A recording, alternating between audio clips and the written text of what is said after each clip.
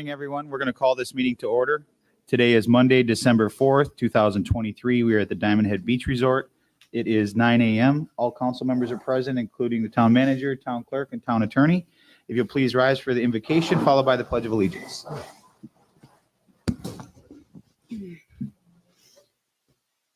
As we gather here to make decisions that affect our citizens and island, we ask you to lift your heads, open your eyes, and open your hearts. Our most serious duty is to look to the community we share, the examples we make, and the legacies we leave. That should be our greatest, most courageous, and noble intention. Amen. I pledge allegiance to the flag of the United States of America and to the republic for which it stands, one nation, under God, indivisible, with liberty and justice for all. Thank you. Next, we have the approval of the final agenda. Are there any amendments to the final agenda? Town attorney? Yes, I am going to pull the one item that's under my section, the proposed settlement agreement, and I will put it on the agenda for the next meeting. Okay, thank you very much. Mayor, yes. Under the consent agenda, there's a special events permit for Santa and Mrs. Claus concert at Bayside Park, and it's also a bike ride on December 16th, 2023. I'd like to add that under consent. Also, I have 4 change orders, number 7, 8, 9, and 10, totaling $17,657 for the construction contract for C.E. Gleason Constructors at Bayside Community Center. I'd like to add those under consent as well, please. Bayside, Bay Oaks or Bayside? Bay Oaks, I'm sorry, Bay Oaks. Move to approve as amended. Oh, well, hold on a second. sorry. I'm sorry, John. One more. I would ask that we take item G off the suspension calendar as well, just for further discussion. Okay, And I'd like to pull D off of the consent agenda just for to illuminate the public. okay. Move to approve as amended. There's a motion by Councilor Second. King, seconded by Vice Mayor Adderholt. Any further discussion? Amended agenda. All those in favor signify by saying aye. Aye. Opposed? Hearing none, the amended agenda is approved. Public comment. Madam Clerk? Jennifer Rusk.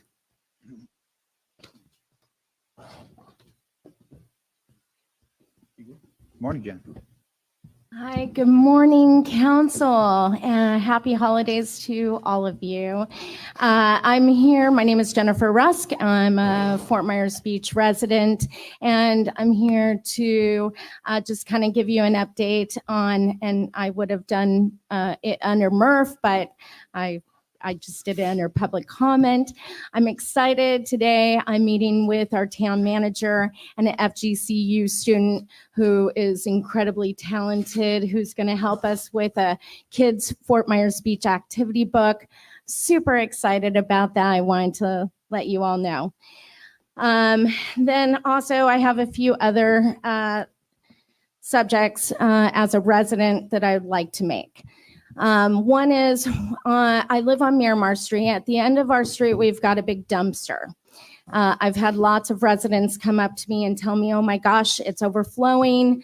It needs to be, taken away and dumped, or something needs to be done. So if all of you could please, or someone look into that, I'd really appreciate it.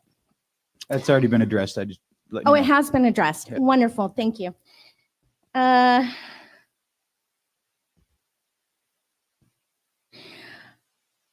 The other subject is I have been setting up the pop-up at Times Square, and it has been amazing. And I feel like until we can get that area built up, I feel like we need to have something like that. If not the farmers market, I feel like we should continue to support small businesses doing pop-ups in the Times Square area. Let's see, the C-School program. I'm super excited. I've had lots of people from local organizations reach out to me to want to help with that. And I'm excited about the potential people that want to help us with that, including the Sanibel folks who did their sea school. The Coast Guard would like to get involved with that. I've had a lot of people reach out to me, so I'm excited about bringing more resources in to help the Beach Kids School create a sea school. The Audubon actually reached out too to help us with that. So today we will be meeting with the town manager, Macy Knoll, who is a FGCU student who's incredibly talented and is going to help us with the activity book.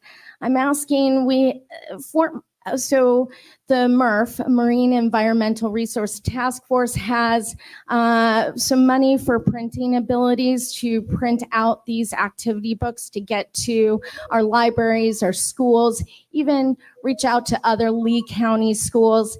So, it'd be wonderful if anyone else is interested in helping us. I appreciate that. And I think that's it. Thank you so much and happy holidays. Oh, one more thing. I do need help assisting me with somebody within staff to help me order supplies for the pop-up, such as waterproof stickers and other supplies that I need for the pop-up. So if I could get someone to help me with that, that would be much appreciated. Thank you again. Happy holidays and thank you. Thanks. That's all I have signed up. Is there anyone else that would like to speak during public comment? Come on, Chris. Good morning, Council. My name is Chris Mastero. I'm a homeowner and small business owner on Fort Myers Beach. I just wanted to talk today about the post-disaster build-back policy, which you all are doing your first reading of today. Hold on, because that's a public hearing. Do you want to speak? Do you want your comments to be included in to record for that? Yeah, probably. Then you'll want to speak. Okay. Is that correct? Yeah, you're going to want to speak during that. Okay, we'll do. Okay, Thanks. thanks. Is there anyone else that would like to speak? Come on up, sir.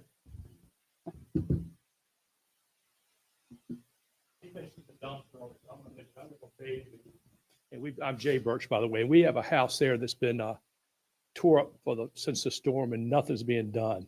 So I wonder if that could be looked at on Bayview. I don't know if y'all are familiar with the house I'm talking about, but it's a mess. So if we could look at that, please. Yes, I'm Thank you. going to have Frankie at the end of the meeting here under the management and under the manager kind of update where we're at with some of these properties. Thank you. Thanks. Anyone else? Seeing none, we'll close public comment. Next, we have local achievements and recognitions. The poinsettia tree donation. Accept a donation from Jay and Mary Hiley for the purchase of the poinsettias for the town's annual poinsettia tree in Times Square.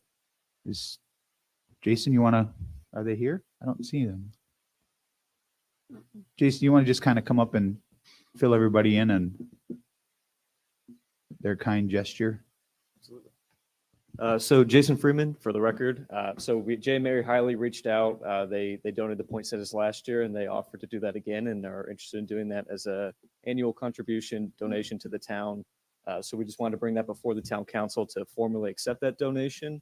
But we had a great kickoff this past weekend, and we got the poinsettia tree up with some volunteers from the community as well as town staff. That went up on Thursday.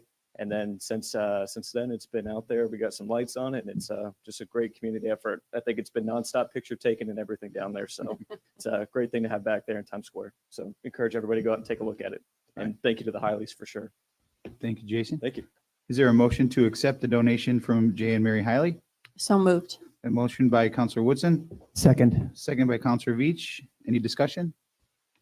Just thank you again to Jay and Mary. They've been very gracious last year, this year, and going forward. So thank you again. All those in favor signify by saying aye. Aye. Opposed? Hearing none, motion carries unanimously. Counselor King, you want to start us out? Yeah, I'd just like to recognize town staff for the hard work at the Christmas poinsettia star lighting. They all look very festive in their elf outfits. Big thank you to Santa Claus for making an appearance. That was great. Santa is especially great to watch with the children. That was just at times very touching. I was talking to a resident and her husband before before it all began. And I mentioned that I had a long list this year for Santa Claus, and I hope his lap could hold up. She asked if I'd been naughty, and yeah. But when I made that face, she said, "Well, that's okay. You can ask for a variance." So I thought that was very clever and cute. I want to thank the chamber on Saturday for letting us participate in the Christmas boat parade. That was the first one for Chris and I, and there were so many people, as my wife put it, and it was so wonderful to see, and it was very nice, and thank you. And then thanks also again last night for the Bayside Concert Series. A very fun evening again. That's it. All right, Vice Mayor Adderholt. I'd like to do both an achievement and a recognition this morning. As most folks know by now, the beach school will be opening tomorrow. There'll be a formal ceremony at 9 o'clock in front of the beach school, which the public is invited to. Public's also invited to come at 7:30 a.m. if you're brave and watch the kids. The kids are going to have a kind of a preschool program over at Bay Oaks, and the kids are going to literally march from the Bay Oaks facility over to the beach school at 7:30. And that'll be a very emotional time for the kids. It'll be the first time for the kids to get back into the school. And we're encouraging folks to come out and just kind of cheer the kids on as they walk from the Bay Oaks facility to the beach school. It'll really be a nice way to encourage the kids at I'm sure, a very, very emotional time for them, as well as the parents. The ceremony out front at 9 o'clock, there'll be a ribbon cutting. Armor Persons, who's the chair of the school board, who had a granddaughter who attended the beach school and who has been very helpful to the school. The superintendent will be there. Our principal, Tracy Kohler, who's outstanding and a University of Wisconsin graduate, who's been tremendously helpful in getting our beach school back together. And then the PTO president and also a member of the ad hoc committee, Jenny Tardif, will be making remarks as well. I want to again recognize the beach parents. They are the reason that beach school is open and is opening and basically is saved. We had a great group of the beach parents on the ad hoc committee, including Jenny Tardif, John Koss, Patrick Van Ness, Monica Schmucker, who's also running for school board and would be, I'll just be shameless in my plug. If we really are trying to help the beach school, Monica is a great candidate who understands the importance of the beach school. Jackie Lisak is also on the ad hoc committee, very helpful. And again, to John's point, she did a great job on the boat parade this weekend, which was outstanding.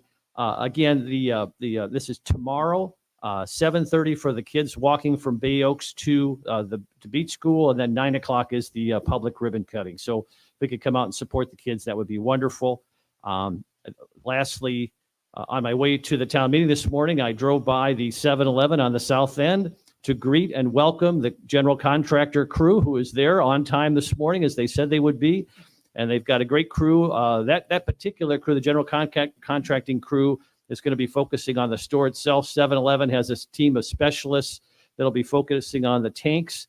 I welcomed them. I offered the assistance of the town and made sure everybody understood how thankful we were, but as well also is how important gas sales are on the resuming once again on the island, how important that is to the folks on the island. And they were very gracious. So we wish them well. So honk your horn when you go by the 7-Eleven. They're making progress.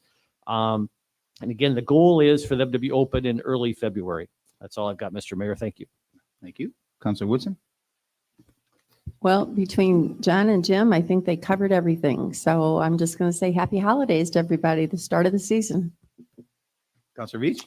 Yeah, I kind of in the same boat, but one thing I'll say that no one's mentioned is that today is my mother-in-law's 97th birthday. Oh, congratulations. Happy birthday. Is that it? That's it. I love it. Most of the stuff I have is been said already, with the exception of one. Is a reminder, this Friday, the 8th, and Saturday, the 9th, is the Christmas Tree Festival for the Women's Club.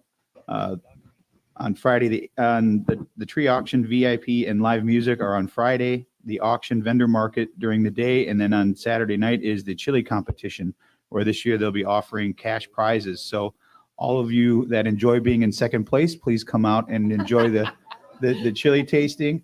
I think the winner also gets a green jacket that I could tell you does not fit people that shop at skinny stores. With that, that's all we have for that.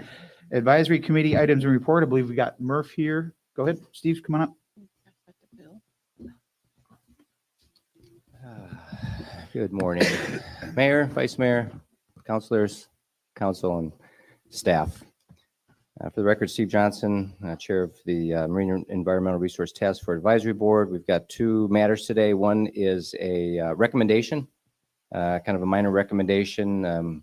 The motion was made involving the tree selection in the Tree City USA grant that the town will be receiving to replant some of the trees in the downtown area. Essentially on North Estero Boulevard, from Bowditch Point to Times Square, they'll be replacing the royal palms that were lost in a hurricane. And that's very amenable to the Murph Group since that was existing. The second portion was on Old San Carlos Boulevard, where they some coconut palms had didn't fare well during the hurricane. And the motion was to actually replace those with sable palms versus coconut palms to achieve uniformity downtown with Bayside Park. And that wouldn't be replace them all, just the ones that have been damaged, and as time allows, replace them as they die. So that's the recommendation from Murph. And also on the agenda for Murph is just a quick overview of the initiative guidance report that we like to review with you. So it's transparent on what Murph is working on. The initiatives, this was sent, I guess, yesterday, and you have a copy of it in front of you today. Instead of going through item by item, maybe is it more expedient to just bring up any issues that you might have on this, or would you like me to just briefly touch on each of these? Yeah, why don't you just go through and briefly touch on Okay. each one? Perfect. So the first three you think are all essentially legislation to be codified, and those have all been tabled due to the Section 14 of Senate Bill 250, which disallows more restrictive language in legislation. So those three have been tabled until potentially there's a repeal of that Senate bill. And also, by the way, we'll always ask if you want to help us prioritize this as well, because we will prioritize this during our next meeting. But we have beach school cooperation. Next steps there is to meet with the administration and determine the scope of the cooperation. As Councilor Aderholt had mentioned, the Vice Mayor, the beach school will be reopening, and they have reached out to us previously to help them with some agendas and some resources. Beach sand projects. Currently, there's 3 beach sand projects that are occurring. So a discussion over those to get a better idea of exactly what's happening. Rebuild right. So town vegetation, that's ongoing. Similar to that, the motion that was made, I brought to you today. We're just sort of monitoring what's going on and making recommendations where it seems appropriate. Rebuild right mangrove protections. That's just a discussion that we haven't begun, but another way maybe to look how we can continue to protect the mangroves on the island during the rebuild. Rebuild right beach obstructions with the managed beach zone program with the beach renourishment. Murph feels like there's opportunities there to get rid of non-compliances for beachfront property owners that have materials on the beach. We also have the EC zone protections. So is there anything we can possibly do to continue to prevent this, construction in this environmentally critical zone, which serves as a buffer to development to the beach? Beach raking and grooming compliance, really just haven't started that, but a review of what exactly is currently the ordinance and what's involved with compliance. Compromised wastewater lines. We had brought we had brought this issue to you earlier, and it's come up again as actually I talked to my local plumber who was doing some of the plumbing. He's an island business, and he said just almost every single one of the waste pipes that he's inspected is percolated and degraded if it's cast iron. So that would mean that sewage is leaking into the soil and into the groundwater. So that's something that we'd like to investigate a little bit more and potentially look at some other municipalities and how they've dealt with it, specifically maybe Key West, who had a real problem with that a number of years ago. Private sand placement for temporary berm sea turtle nesting season. This is something that was brought up by a new member. Where there's a potential for, is there in fact a potential for a 501c3 to provide privately placed sand on the beach on a seasonal basis. So investigate that. Beach renourishment easements. Another member had brought up maybe a discussion to determine whether or not there could be a decrease in the duration of the easements for beach renourishment purposes. And last but not least, prop guards, which has been on the agenda before, to investigate whether there's any new information coming on that initiative. So is there any input, any amendments, any prioritization you'd like to see as we move forward? Councilor Beach, go ahead. Well, I just have a question for Andy. Now, the tree planting plan for Old San Carlos and the park, is that conforming to what Murph was recommending? I would imagine so. We were not sure what we were going to put back on Old San Carlos. I think going down north of Estero, that matches exactly. I know coconut palms are not the most popular palm to plant, so I would imagine so. I haven't been part of the tree discussions prior to this. I wasn't even sure there was application that was being submitted. Has it already been approved, or is it something that's being submitted? My understanding is it has not been submitted yet. Okay. Yeah, based on staff liaison's information. Yeah, I don't see any. I don't know if any of you have any issues with it, but it looks like it's fine. Could I just ask an additional question on that? And Steve, feel free to comment on this as well. Some of the residents along North Estero have done some beautiful work themselves along the boulevard there. Is that something the town is working with folks on? I know they came out and painted the fire extinguishers, the fire hydrants, and did some other things. But is that a model potentially where people could adopt part of Estero? And if you guys looked at that, what do you think in terms of how the town could partner with, and Steve too? I mean, if we could partner with our residents, if people want to adopt a part of Estero Boulevard for their area and beautify it, and and put native plants in it, have it look nice. Because even before the storm, I mean, I know we planted some vegetation there, but it was looking kind of grim. So any thoughts on that? I'll jump in. If I remember correctly, previous council, there was a discussion about allowing landowners to do kind of their own thing, work with the town in there. And at the time it didn't pass. Maybe we need to relook at that. Because I think seeing what you're talking about, it's pretty powerful to see some of the things that people are doing, and it really cleans it up as a port of just everything looks exactly the same.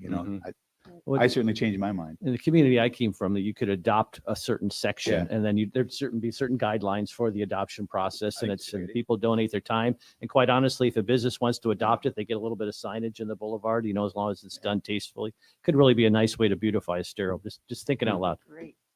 Good. Yep, that's an item we can bring up. I think if people do want to do their own thing, because I know there's some people who really do a great job, and there's other people who just want minimum maintenance rock. It's vacation rental. They want to have as low expenses as possible.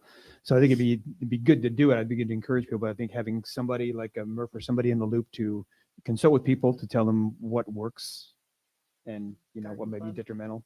Yeah, I think there should be like a best practices or some kind of guideline or whatever that. Well, that may be a thing. Maybe we could ask Murph to come up with the best practices. Yeah, I like that. And that they and the garden club and whoever else wants to The participate. Native Plant Society. Yeah. So really beautification. Yep. Individually. Yeah, I think it's really neat when you see how creative people can get. We learned, from the signs, the street signs, and people can get really creative and have I am not a green thumb. So I'm glad I don't have any Estero Boulevard property. You wouldn't want me putting things out there because, as my wife will tell you, it wouldn't turn out well. But I certainly think it's a great idea. Yeah, there's in a different group, actually, somebody brought up the idea of actual planters. So you individualize planters. So with art, whatever it might be, and you plant some kind of native flowers or whatever it might be in, but those could be scattered through town properties, through neighborhoods, things like that. So And I'll just kind of comment the feedback that I got from my gardening wife is that a lot of the planters, they require a lot more maintenance because they need more watering. Mhm. And then if you look at a lot of the planters that put in 2-3 years, they're kind of falling apart. So I think, in the ground is a really good thing because you put native in the ground, it'll last. Okay, well, we'll just put a knife through that one. Then. Very good. Anything else? Anything else for Steve? I think I would just mention a lot of these are good, but just, of course, you realize you're kind of hamstrung by that Senate Bill 250. So Mhm. looking at the LDC and all that, and maybe making recommendations for future modifications may work, depending on what the modifications are. If they're not more Sure. restrictive, right, then they can be allowed. Right. Well, those are the top three, are the only ones that really would even involve codification anyway, that are ordinance driven. And Steve, is just so people who are listening and may want to participate and contribute to this, what the school's trying to do is develop like a specialized environmental school that can be maybe a water quality school and have certain science piece to it. And then that gives them a certain designation, and then it would potentially draw kids from other areas around Southwest Florida, and could really help boost our numbers. Is that a Yeah, fair? not unlike Yep. Sanibel C School. Yep. There you go. Essentially, right. So, the first steps obviously are to get the resources and the program and the NGOs and the nonprofits and their resources and their materials. So that's, but again, we need to understand exactly what the administration wants. And you before we- mentioned Sanibel C School. Talk a little, just tell people what that is. Well, that's as best of my knowledge, it's a school on Sanibel, and is it a charter school, magnet school? I think is it a magnet? Magnet school? school, yeah. I'm not sure I understand the differentiation between the two, but it has a curriculum of nature, environmental conservation, for the most part. I think it goes through obviously all the other disciplines and all the other, math and those types of things, but it really highlights conservation and participation in the natural world, especially the marine environment. And it's got a science aspect to it, and it really does draw kids, and because a lot of kids are interested in that, just like George Costanza, everybody wants to be a marine biologist. That's Yeah, right. So they put a golf ball into a Yeah. porpoise's blowhole, right? And so another thing too here, the compromised wastewater lines. So Andy and Frankie, are there any potential grants that we could use to go and inspect people's wastewater lines as to look for areas that are leaking? I assume it's very much tied to the neighborhood, because I know my house had PVC for some time. Right. Yeah. Same with us. If you've had it upgraded over any time, it's been PVC. But I think there's a lot of community, a lot of neighborhoods per se. I mean, the one that a previous MRF member had brought in was the Williams Drive area, Randy Lane area. There was 4 cases of his neighbors that all came up, all had them scoped, and all of them were needed to be replaced. Yeah. So I wonder if maybe there's some grant we could. As far as the waste lines are concerned, they're dictated and mandated by the county. So that's kind of out of our purview, per se. There are grants out there, though, to answer your question. Yes, sir. I don't know how involved the town would like to pursue that, since it is basically a county service. Well, the waste, I mean, it's the property owner's responsibility to get the wastewater down to the county system. Down right? to the junction, yes, sir. And a lot of this, the problem I understand, is actually on private property. Mm-hmm. And so that's where kind of the grant money, maybe people, no one out there, I think, that's rebuilding is looking for an additional expense right now. But if someone we could help alleviate that with the grant, that would probably be more appetizing. I wonder too, Councilor Veach, if the county wastewater folks could, a lot of water companies around the country are doing trying to replace lead service lines. And there's all kinds of programs to help homeowners along the way.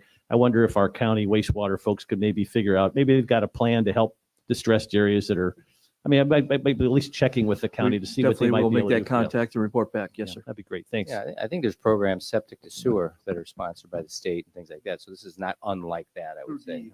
Right. Yeah, exactly. So How leaky does your wastewater pipe have to be before it's considered a septic tank? you're asking the wrong guy. I don't know. All set? All right. Thank you, sir. All right. Thank you, Mayor. We also have the Historic Society here. Come on up. Got an old face in the crowd too. Ouch. Ouch. Well, I didn't mean it that way. Yeah. I mean a face from the past. A face from the past. Sorry. No birthday since I was here last. Send the youngster on the panel. Yeah. Keith Wilkins, Pensacola, Florida. When I was here, riding my bike down Estero Boulevard, this artistic sign, street signs, just really struck me. And so one morning I took pictures of every one on Estero from the Southern Bridge up to Margaritaville. And out of those, I thought I'd do something creative with them, which I don't have any creative bones in my body. But I thought a coffee table book or something like that. I talked to a friend of mine who has a printing publishing company, and he said, that's a pretty big undertaking. He suggested coasters, make coasters. So out of those probably 75 signed pictures that I have, my wife and I picked out 12, and for various reasons, and compromised on them, which doesn't always happen. But anyway, compromised on those. So I have 12 that we took to the card company. It's Legacy Printing Company out of Clinton, Massachusetts. And so Charlie, or Carlos Janso is his name, presented me with this as a proof sheet. And I brought this down, I showed it around to some people, I sent it to you guys. And then actually Jane Plummer recommended, she said, I want that as a poster. You know, I don't care about the coasters. I want this as a poster. So in addition to about 850 of these, then I was also looking for a not-for-profit here on the island that could benefit from these as a donation to then print or to sell and generate some funds for them. So the Historical Society came to bear and was recommended to me. And I thought, well, that's great. And it also jives, I think, with some initiatives that Ellie has going on right now. Anyway, so the photographs were mine, open to criticism. Or not. Yeah, yeah. And Scanner. oh, the Scanner. scanner thing? Yep. Is that a thing? Lots changed. I didn't even know that. Other way. I didn't even know that. I just said it. Yeah. Yep. There you go. Okay. Cool. And these are made out of the card company that Charlie has also rebinds books. So these are made out of recycled book covers, book hardbacks with cork on the bottom and the picture on the top. And so I have these for guys as samples. There's 12 of them. Thank you. Got 4 each here. Thank you, Keith. And Thank you. if you can donate anything back to this book. No pressure. On record. No. And you can also play Dirty Santa with those because it's a mix and match. So if there's one you want that another counselor has, just work it out. I know you guys are good at that. And I'd also like to introduce Ellie Bunting with the Historical Society to let you know what their plans are going to be for the program. These are great. Way down here. Okay. Yeah. When he called, I was just thrilled because we had been talking about doing something with his signs anyway. I think Jesse had talked to somebody on the council about when it's all said and done, if they come down, what are we going to do with them? And we would love to have them at the cottage. We've got some that were left back there, I guess, that they were working on, and we brought them inside. So we'd love to be able to display them in the future. We are in a big fundraising campaign right now. The 2 buildings came through pretty well compared to other people, but there were 7 feet of water in each of them. The 1921 cottage actually came out better than the 1960 cottage. The Dade Pine and the Cypress did not let the water come through, so we didn't really have a mold problem. It dried out. We've got electric in it. We are ready to have a open house December 16th. We're going to display what we saved. And we spent about $50,000 on repairs.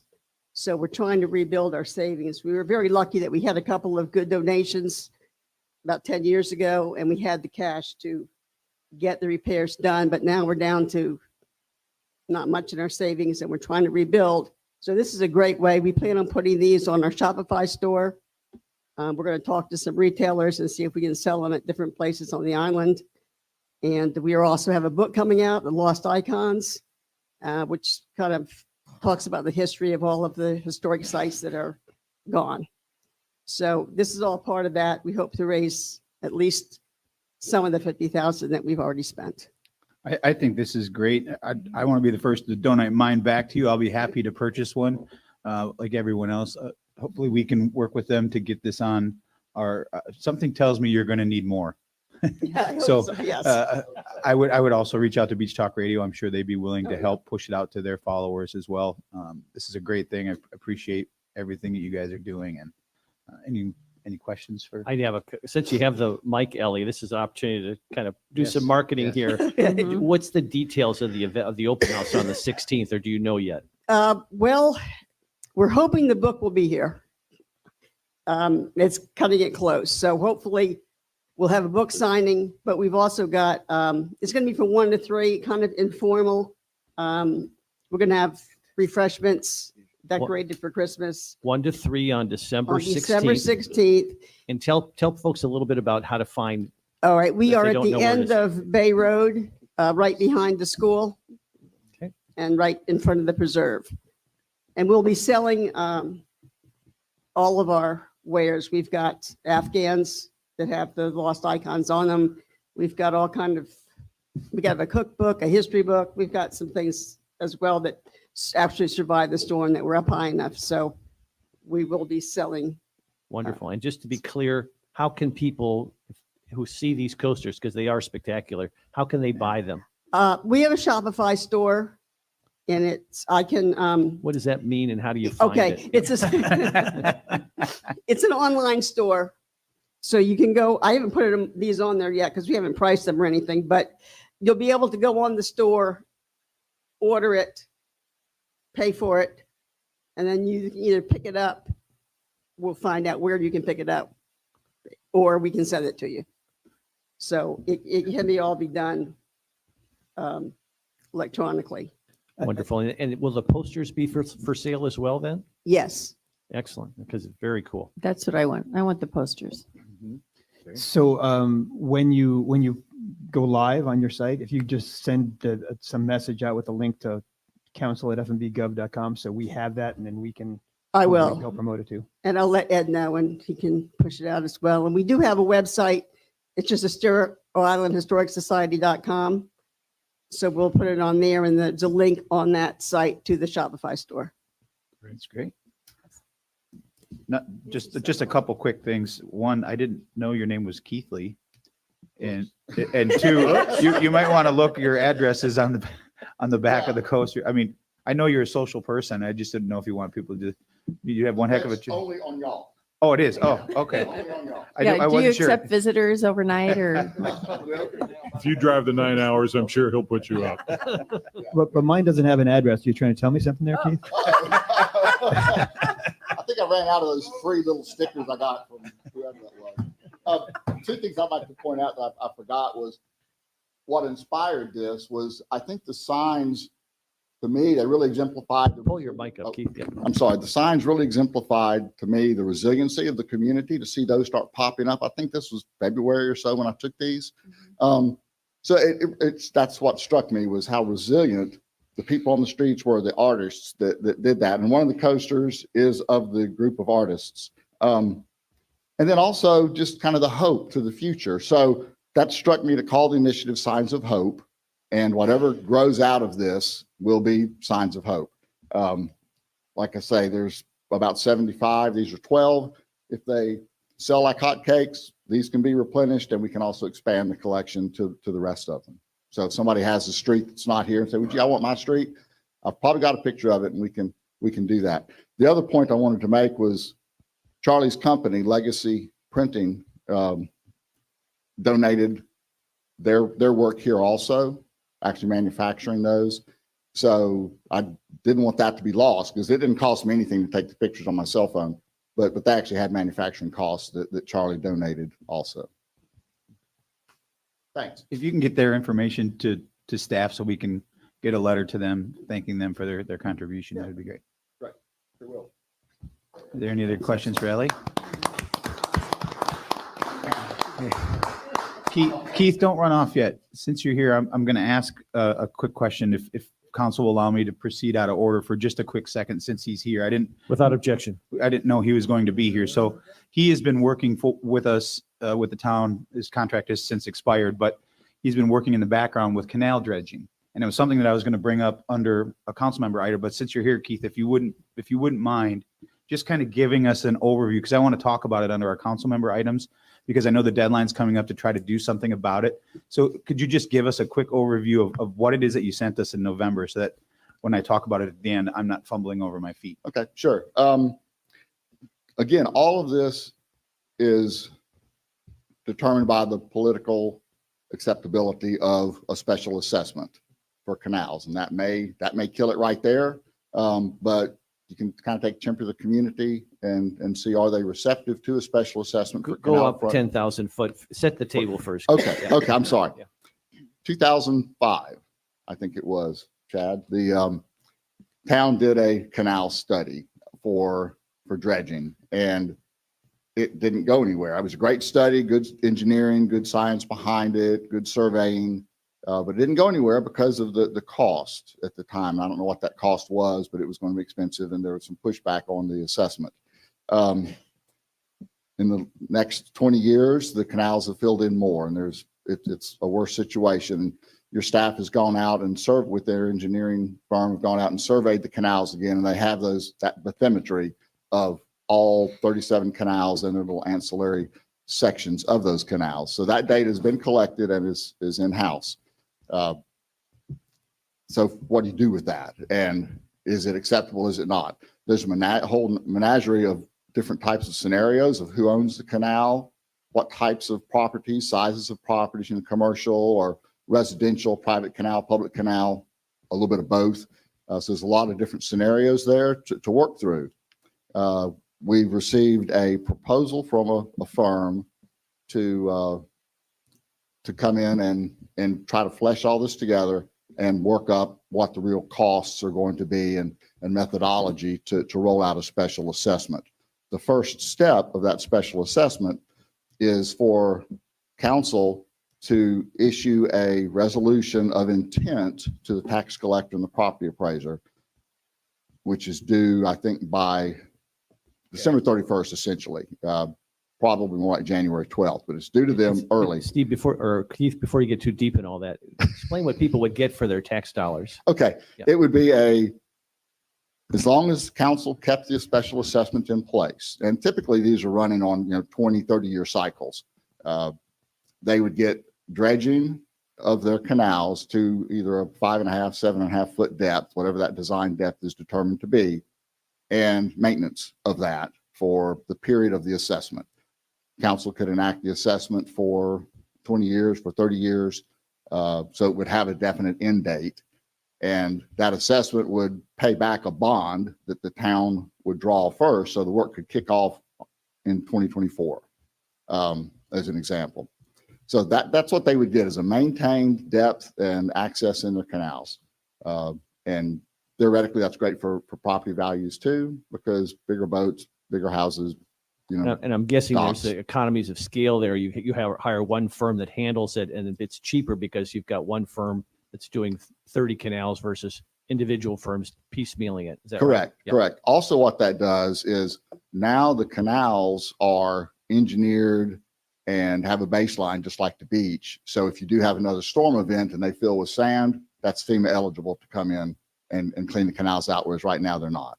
And they weren't because we had not had a system in place. Correct. Yep.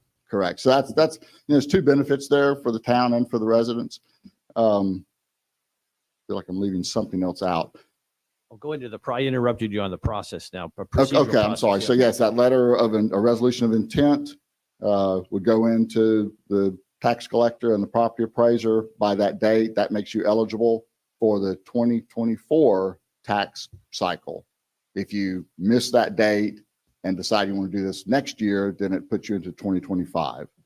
And if we make application for that date, it's not binding, correct? We can always change our minds based Correct. I'm upon the sorry. public Yeah, input that we that's a get. very important point. This is a non-binding resolution of council.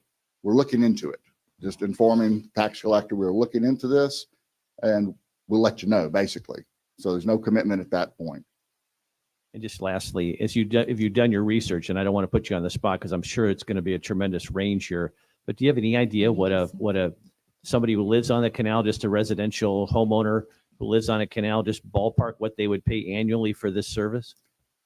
Very early, and Chad would probably, where is Chad? I don't want to box him in with anything either, but some of the numbers have indicated out of 1,000 properties that are on the canals and maybe a $20 million cost for dredge all the canals. And that's then allocated over a 20-year period per parcel. So, $1,000 a year perhaps is that range. I'd say four figures, not 10, not 6 figures, but somewhere in 4-figure range per year. Maybe 3 if we're lucky.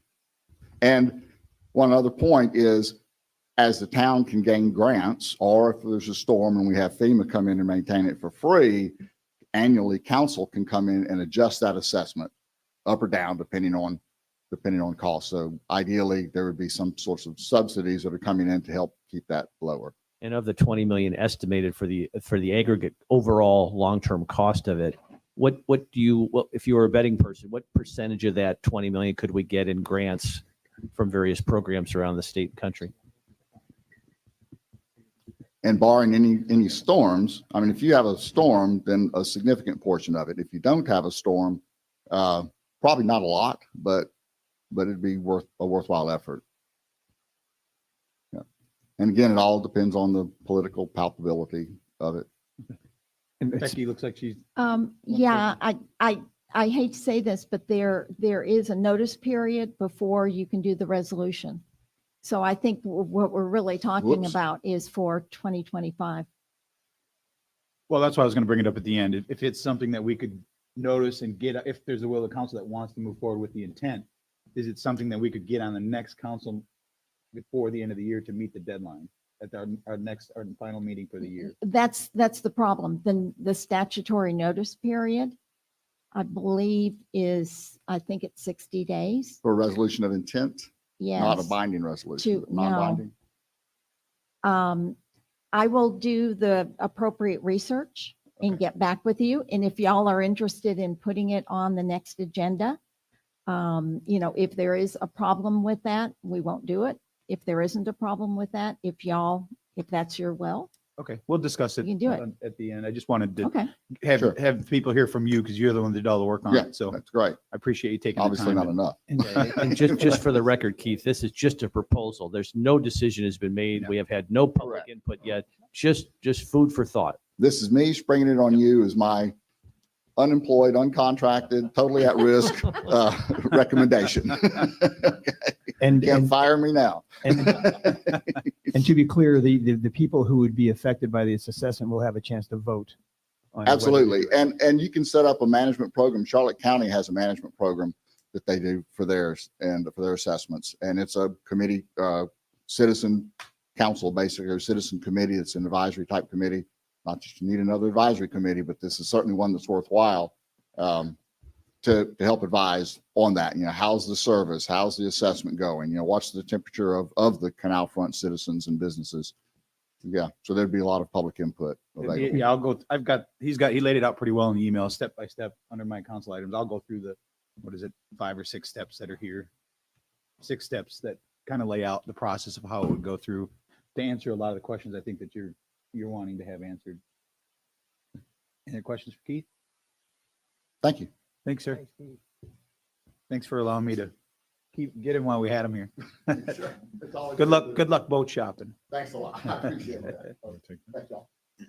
Thank you. Thank you. Thanks, Keith.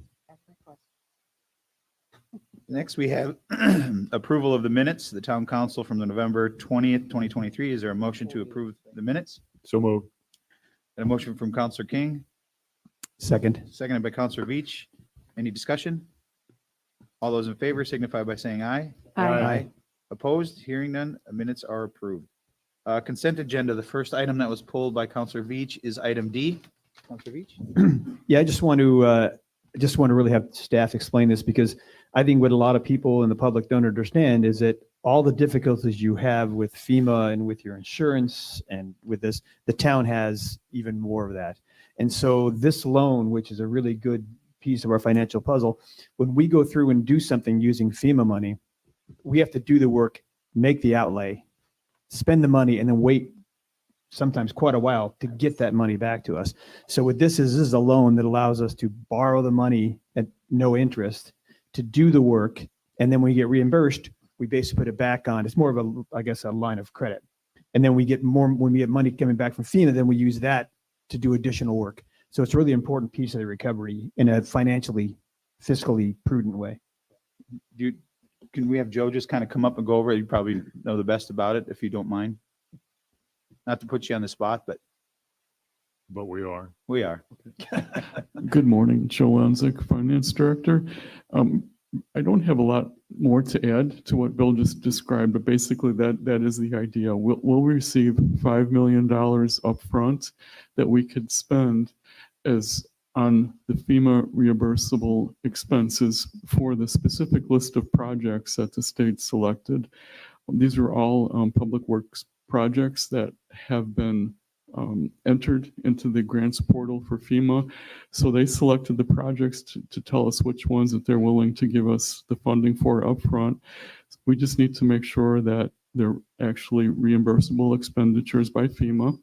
And then as we'll already have this cash, we can spend it on those expenses. We submit these expenditures to FEMA. Then FEMA reimburses us, but not directly. They put it into what they call a Smart Link account. And then the state takes it out of that Smart Link account to reimburse themselves for the loan. So we'll never see that reimbursement from FEMA. It'll go directly to the state. But in the meantime, we'll have the benefit of using this cash upfront to make those expenditures. And I think just to give kind of a little bit, what we're trying to work on this legislative session is to work with our delegation to see if we can make this a reoccurring thing. So it's a revolving, it's not a one and done. Once you use it, the money goes back and it ends, so that we can get through all this project. So that's something that the legislatures are going to take up this session. Hopefully we're continuing to push along with other communities throughout Lee County to try to get this to be a revolving until you can get through all the projects and then they get reimbursed at the end versus as we do the projects. Okay, that would be fantastic. We're And just, trying. yeah, I failed to mention, this is a 0% interest loan, so there's absolutely no cost to us. So I think the other thing too to realize is this is a special exception for us, and our only other option would be to go out and borrow money at the going rate, which would be 8%, 10%. I don't even know what it is, but it would be a lot more than zero. Absolutely. So I think to me, it's a no-brainer. And if we can keep it going, even better. Yes. Yeah, this was a very specific ask we had up in Tallahassee to get this part of it. And this is what came down in part of that $20+ million appropriation from the state a few months back. So we're certainly thankful for it because it helps our community a lot. Okay, and I'll just, I'll go ahead and make a motion to approve. Second. Any further discussion? I'll just also, just point out, thank you, you, Dan, and to the staff who's gone up and lobbied for this stuff. I'm sure it's not an easy thing to do. Well, it's an experience, I'll tell you that. It's an experience. And a lot of things change when you do it. What you talk about at the beginning versus when you get to the end, things change. But we're just glad we got something out of this that is allowing us to start. There's a long list if you look at the packet. There's quite a few things in there that are very instrumental in making sure that we can build back as best we can. We got a motion and a second. Any further discussion? All those in favor signify by saying aye. Aye. Opposed? Hearing none. That motion carries unanimously. And the next is item G, municipal elections. That Vice Mayor Adderholt. Yeah. I asked this to be pulled just so we could have a little colloquy with our town clerk. And I don't mean to put you on the spot, Amy, but when I saw this last night, I thought people would find this interesting. This is a contractual relationship with the Lee County Supervisor of Elections to pay for the cost of the election 2024. But what I want to flesh out publicly, if we know yet, and if not, we can let people we don't know and certainly query with Tommy Doyle, who's the Lee County Supervisor of Election. Prior to Hurricane Ian, we had 3 voting locations on Fort Myers Beach. Tommy Doyle, to his credit, came to the council and pleaded with us and said that they're trying to cut costs and there's a lot more people voting by mail and they wanted to reduce the number of voting locations. I pleaded with him. He was going to go from 3 to 1. I pleaded with him to, at a minimum, just do 2, have one on the south end and the north end, which he agreed to his credit. We were going to have one at Church of the Ascension and Chapel by the Sea. Obviously, post-Hurricane Ian, we didn't have any at all because we had them off island, which was a challenge in and of itself. But now that things are progressing, I don't want to say getting back to normal because we've got a long way to go, but have you had any conversations with the supervisor of elections, Amy, with respect to polling locations on the island? And what do we know at this point? Because I think I have a couple of scenarios in my mind where we could have them, one on the south end, one on the north end, but I'm curious if any conversations have been had thus far. I believe the town manager has something. Yeah, to say. I have. I've Okay. spoken with him at length on one location, and that's the new trailers we got coming in. We do have a location that's suitable. It's probably going to be almost as big as this room. He's going to come out in January to take a look and get that evaluated to his needs. The biggest thing he needed was like a kitchen area and a bathroom. That was his top two things that he spoke about. So we've got that. I haven't spoken to him about any other location. That was just the one that he asked me about. I appreciate that, and I would just challenge everyone to be thinking about a location on the south end, because on election day, just one polling location, it's a presidential cycle, could have a lot of people out, and especially with traffic and other challenges, to spread it to two locations, one south, one north, that would be, in a perfect world, which we don't live in, that would be great. And we will continue those conversations. I'll give him a call after this and this week and talk to him a little bit about that. That's great. Thank you very much. Any other questions? No further questions. I move approval of item G. I have a motion by Vice Mayor Adderholt, Second. seconded by Councilor King. Any further discussion?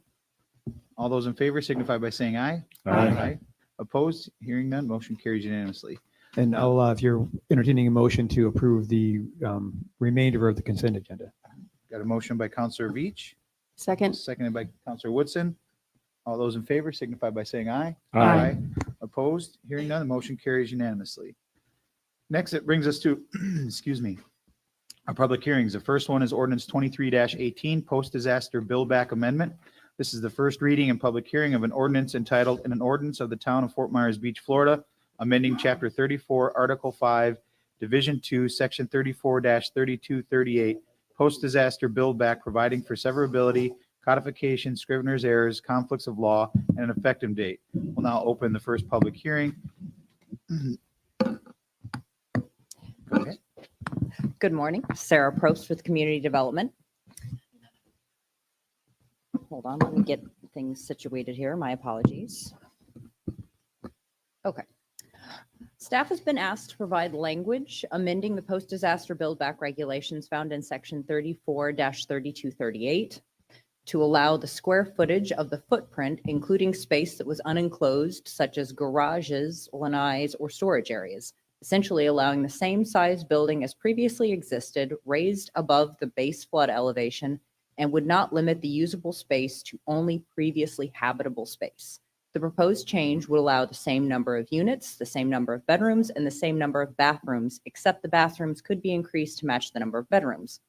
In discussion with a development that will have to change the layout of their cottages to meet current codes, they recommended a clarification that limited only full baths to match the number of bedrooms, essentially excluding half baths to be counted.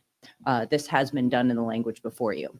For hotels and motels, the same allowance to use the entire area of the roof line, including hallways, parking areas, and storage areas that previously could not be included in rebuild units, has been applied. Additionally, the new language allows for the creation of additional rooms or fewer rooms as the space allows. The only limitation is that if the hotel is smaller than 50 units, this language cannot be used to increase it above 50 units. Another option would be to only allow this for hotels, motels that are less than 50 units. The language was also amended to allow the director to reduce some of the requirements for open space, parking, landscaping, or buffer regulations through a written determination, rather than requiring a full variance to those requirements. At the LPA hearing, there was support for allowing redevelopment to reconstruct with the number of previously developed over density units and to allow those structures to rebuild per the current setbacks and coverage. They also voiced support for removing the limit on the number of rooms and bathrooms and to include the ADA language in the residential allowance. ADA requirements do not technically apply to residential units, although application of those types of codes would result in larger rooms, hallways, and bathrooms. Two changes were made. following the meeting. One was to further explain what was intended by the explanation of roof line measurement and also specifying that the bathroom limit applies to full baths only. This would not eliminate the ability for residents to have a powder room on the first floor or a floor that didn't have a bedroom. Let me know what your thoughts are on the proposed language and how you feel about the suggestions from the LPA. I'm available for any questions you may have. Questions for Sarah? I have one. Okay. On packet page 164, it says it, number 2, it says if the additional square footage gained does not provide adequate space to meet building or ADA codes, additional space may be allocated for that purpose. I don't disagree with that part of it, but I wish that we could be a little bit more specific with that. I mean, that's pretty open-ended. And some of the issues we've had with the codes in the past is it's very open to interpretation. Mhm. So if there's a way legally we can drill down on that and make that a little bit more wordy. So previously, the code had a limit on the square footage. I believe it was 30 additional square feet, something like that.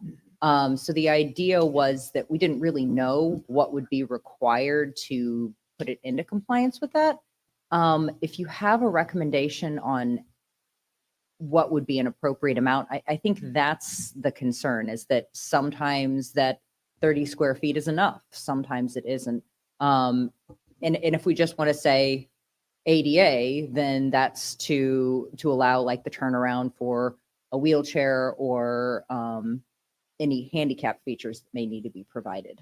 Well, I think for the sake of consistency, I personally would like to see where there's a limit that can be done through an administrative variance, and then anything above that, then if they have to get more square footage, they can come through on a normal process. I'll leave it to you to come up with what that recommendation is as far as additional footage that may or may not be needed.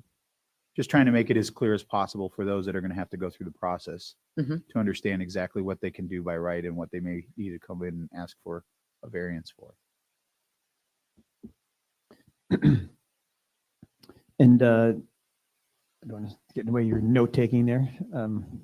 So this change, it allows the number of bathrooms to be increased, but only by the number of bedrooms.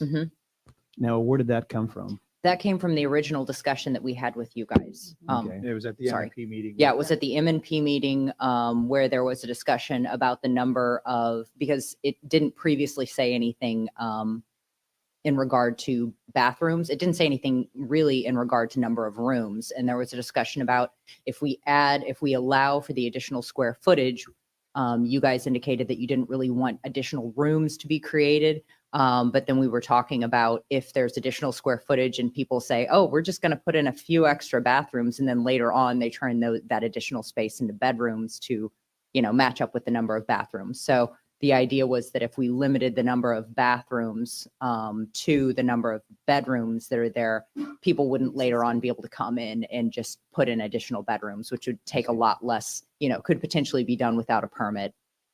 And is there anything in this that is more restrictive than the previous? Not that I'm aware of. I looked at it. It should be more liberal than permissive? previously. Yep. Yeah.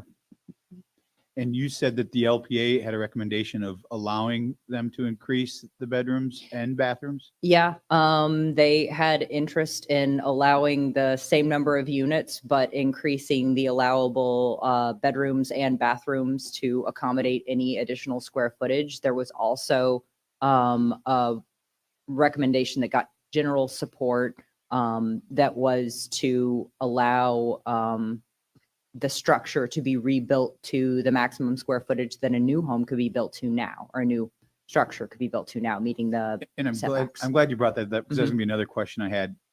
Couldn't they do that now?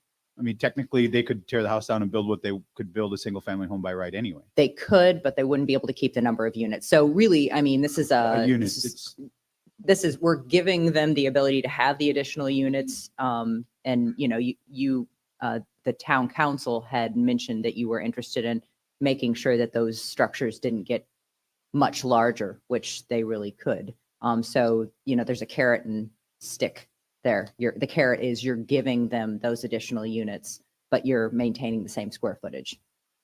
But they'll be allowed, actually, the buildings will be more square footage than what they had before because of the but way at the same size building, but kind of raised up a floor. Right. So it's providing them an avenue of something that they did not have before the storm. Yes, that is correct. And then there's always still an avenue to do more than what they could do by right, should they choose to do that. Yeah, I mean, prior to the storm, people could develop through the RPD process and rezone the property, maintaining the same number of units. And several people came through requesting that and got additional square footage. I don't think any of them got additional units, but did get more square footage. Okay. Any other questions for Sarah? Just curious, I remember the LPA hearing, but I can't remember. Did they take a formal vote on this? And I think it was unanimous, wasn't it? Yes, there was a formal vote that they wanted to recommend it move forward, and their request was that their recommendations be brought forward. The way we've typically done this is we haven't made the changes that the LPA requested if they were not in alignment with the requests of the town council. And the requests that the LPA had at their meeting were not in line with what you had previously asked for. So what I brought you is the language with modifications that weren't sort of against what you had previously said, but mentioning the items that they were interested in seeing, if that makes sense. But there was unanimity of thought with respect to the LP, with respect to this particular provision, correct? Yes. Yep, thank you. So I have a question. So I know we're going to be meeting with the LPA on the 19th on the development by deviations. So how does this set up against the build, so you have post-disaster build back and then development by deviation, and how does this square off with each other? I would say that they're two very separate processes. The post-disaster build back allows them to rebuild, and it's an administrative process fully. They do not have to come into you to do any sort of rezoning or get an agreement with the town. It's allowed by right if they meet the intent and the requirements of the code. And the development by deviation has not been decided yet, but that'll be a totally separate process. Yes. Yeah. I couldn't tell you exactly how it's going to flesh out, but yeah, it will be a different process. So when you were talking about what the LPA approved, was that including the other things you mentioned about allowing them to go to the square footage that they would be allowed if they redeveloped without the post-disaster build back, but have the density from the post-disaster build back? So they're a recommending body, so they don't truly approve anything. They recommended that this move forward. So it moved forward as the language that you see before you. Like I said, I made the modifications that they recommended, but the specific requests that they said they were in favor of, several of them were not in alignment with what you had previously asked. So they're referenced in the staff report, but those changes have not been made to the text. They wanted to move the text forward though, but asked the council consider going further. So of the 5 recommendations that you have under the LPA discussion, only the 2 at the end were the ones that you've included into the. Yes, because I didn't feel like they aligned with what the discussion was. Exactly. And so kind of to be clear, I mean, both the disaster build back provisions are intended to allow people to be grandfathered in with the density they had before the storm. Yes. Even if the current zoning does not allow it. Yes. Any other questions for Sarah? All right, may have questions later. We're going to open it up for public comment. Chris?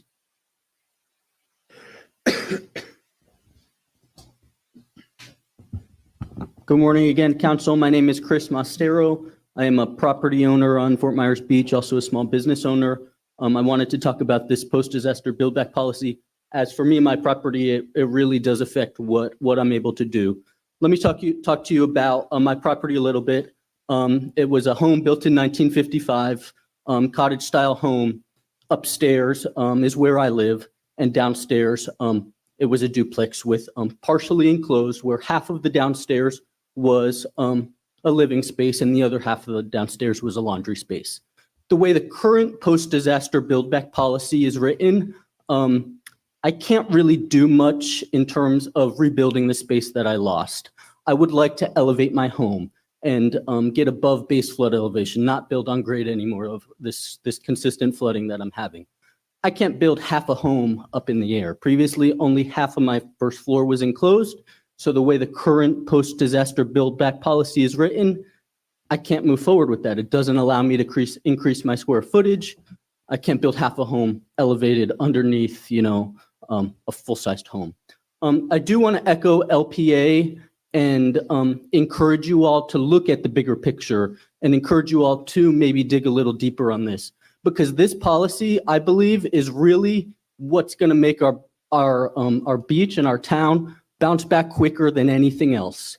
These resorts take 3 to 5 years to approve and build. Homes, a year and a half, 2 max. This is really a way to empower homeowners and small business owners and vacation rental owners to fill our properties and get visitors and get tourism back on this island. I think that the wording where we're only allowed to build within square footage of roof line and things like that can be interpreted very differently. So I would encourage you all to clear that up. For example, the front of my house is a roofed lanai. It's not enclosed. It's open air, no screens. It has a roof over it. Does that count towards square footage I can add, or does that count towards interior walls? I think really that interpretation is a big gray area, and I would encourage you all to look at the big picture and saying, allow these people to keep density, allow them to build back what they can within the already approved setbacks and regulations that you have. Thank you. Thank you, Chris. Anyone else? Yes, sir. Hi, good morning. Albert Ambrose, Studio 80 architect. I did speak at the LPA in support of this build back policy. I'll point to one of a few clients that we have, which just will greatly benefit them, Bahama Beach Club, for example. We are asking not just for the square footage you got increase, which is very beneficial, allows them the flexibility to utilize that space differently. But if we can eliminate the restrictions on bedrooms and bathrooms and just let the homeowners utilize that bonus square footage however they desire. I think all of us will look here and say a house that was built in 1950s, 60s, 70s, and 80s, we will never rebuild that exactly the same square footage we had today. What I mentioned at that LPA meeting is that all of our kitchens have grown, all of our bathrooms have grown, the common amenities, things that are rentals, or for a personal house that's also going to have a rental below. Extra square footage is beneficial. We all use bigger doors now. We don't use the old 2-foot doors. We don't use little 30-inch doors now. We use 3-foot doors. In a single family duplex, there's no ADA accommodations. So we don't really get any benefit in ADA codes. Those are strictly for beyond once you leave a duplex facility. So those are going to be reserved for commercial projects. So when we restructuring and we're looking at budgets, we're spending a lot of money obviously to rebuild, but we're building these smaller packages back. So there's extra flexibility. I think let the homeowners make the decision if an extra bedroom makes a beneficial, a benefit to them. It could be a real estate benefit to go through a 3-bedroom versus a 2-bedroom. I think we're getting the weeds here as far as controlling how the interior of someone's structure is going to be. If we're saying you can't have a half bath or have to be a full bath and all these lines. I do think we do still improve the definition of roof line. I say that because, as I mentioned, the LPA, as an architect, we read black and white in the code. We get an interpretation that I'm hearing today that's being recorded, and at the LPA, what the definition of roof line meant. I get it. I understand the gentleman that was up here a second ago doesn't get it as well too. You're going to get a lot of this unless there's a graphic attached to this. We're all not going to be here 10 years. Maybe some people will be in different positions on the councils or LPA boards or working for the building department. The clearer the code is, even if it's a cartoon sketch that clarifies that question that I brought up at the last LPA, the better it will be, because someone else will then reinterpret this code differently 10 years at the next hurricane.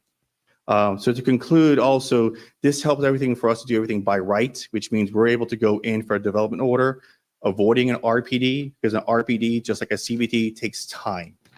And for Bahama Beach Club, we're trying to get the things designed now so that we can go in for development order, get the construction budget price input and move forward. So this will help it go faster and also maintain the character of the town. And lastly, if any property like that were to sell and you were to rebuild, 4 single-family homes could fit on there, And those can be drastically huge, and I could still keep it below the lot coverage that's allowed. And each one of those homes I plugged in were 6 bedrooms, 6 bath, massive rooms. If I made those rooms small, I probably could fit an 8-bedroom home. So in that piece of property, I can fit a lot of bedrooms. So to restrict them to the bedrooms in his build back policy, it should be eliminated, I believe. Thank you. Just ask a question. Yeah, let's just figure sure the public comments over, and then we'll Yeah. ask the questions that, and if we have to call them back up, we will. Okay. Is there anyone else that has any comments? Seeing none. Sarah, I have a feeling you're going to be asked some more questions. You want to? I was going to ask from there. Oh, I was going to ask Albert a question if I could. Oh, sure. Go ahead and ask him. Albert, sorry, just you're a subject matter expert that people are listening to these days, and I wanted to get your opinion. The language that's the roof line issue aside, which I think would be helpful to have that clarification as you stated, but the language we have before us, and I know you had some additional, you wanted it to be a little vaguer, give you a little more freedom, but the language we have before us today, do you see that as a positive step forward?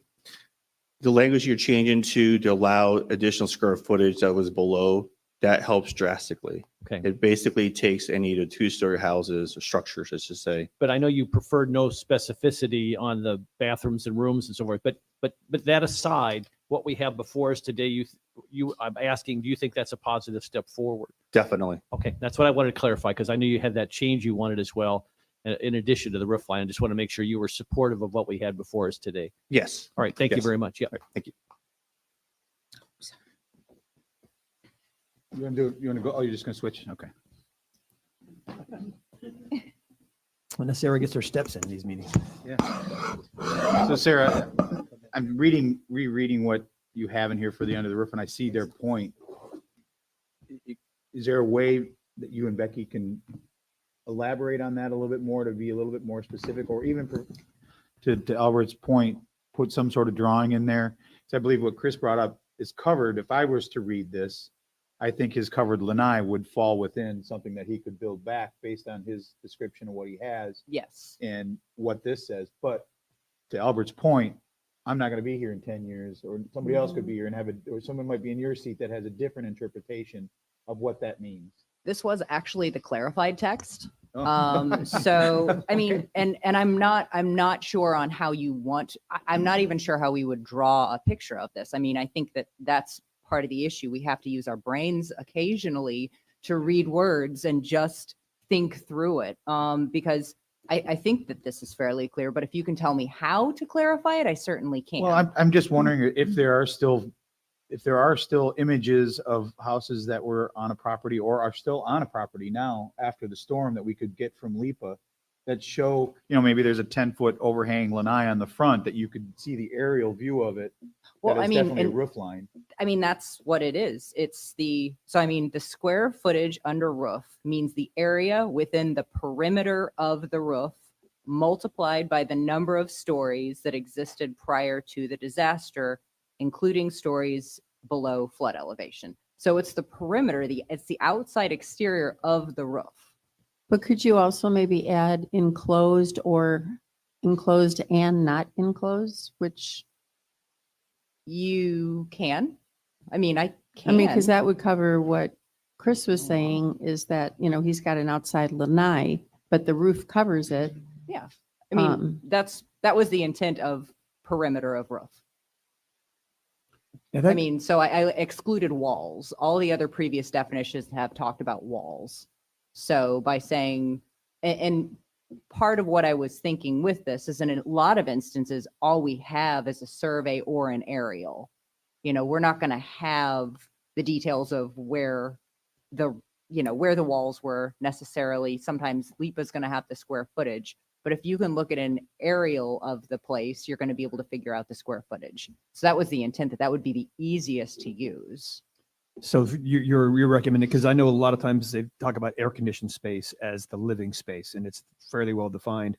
But you're just saying from an enforceability standpoint, if we just do the roof line, then Yeah, you can see from an aerial whether they pooch out.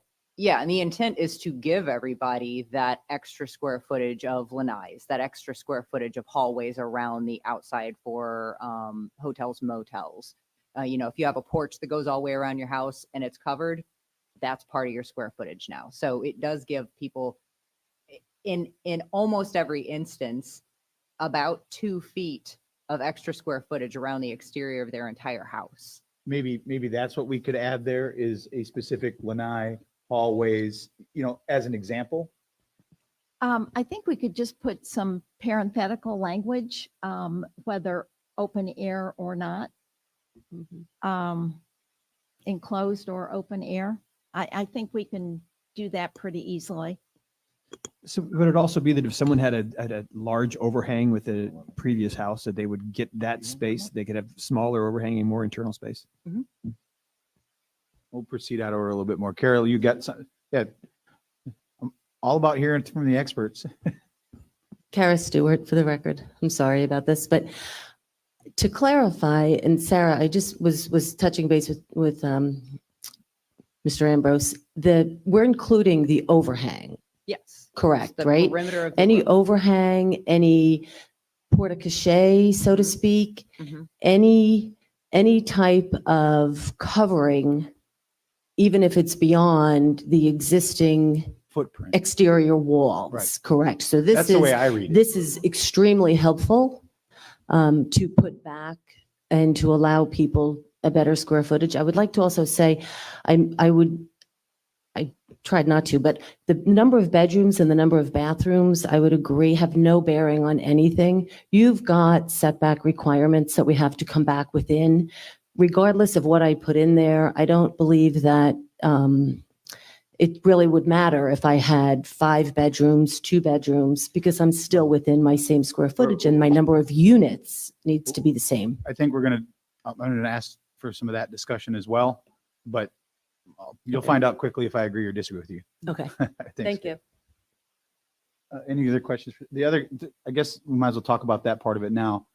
I will somewhat disagree with what you just said, Kara, in that, yes, I agree what the inside of the house is. Maybe it doesn't matter to you, but if it's a rental property, it might matter to the neighbor next door.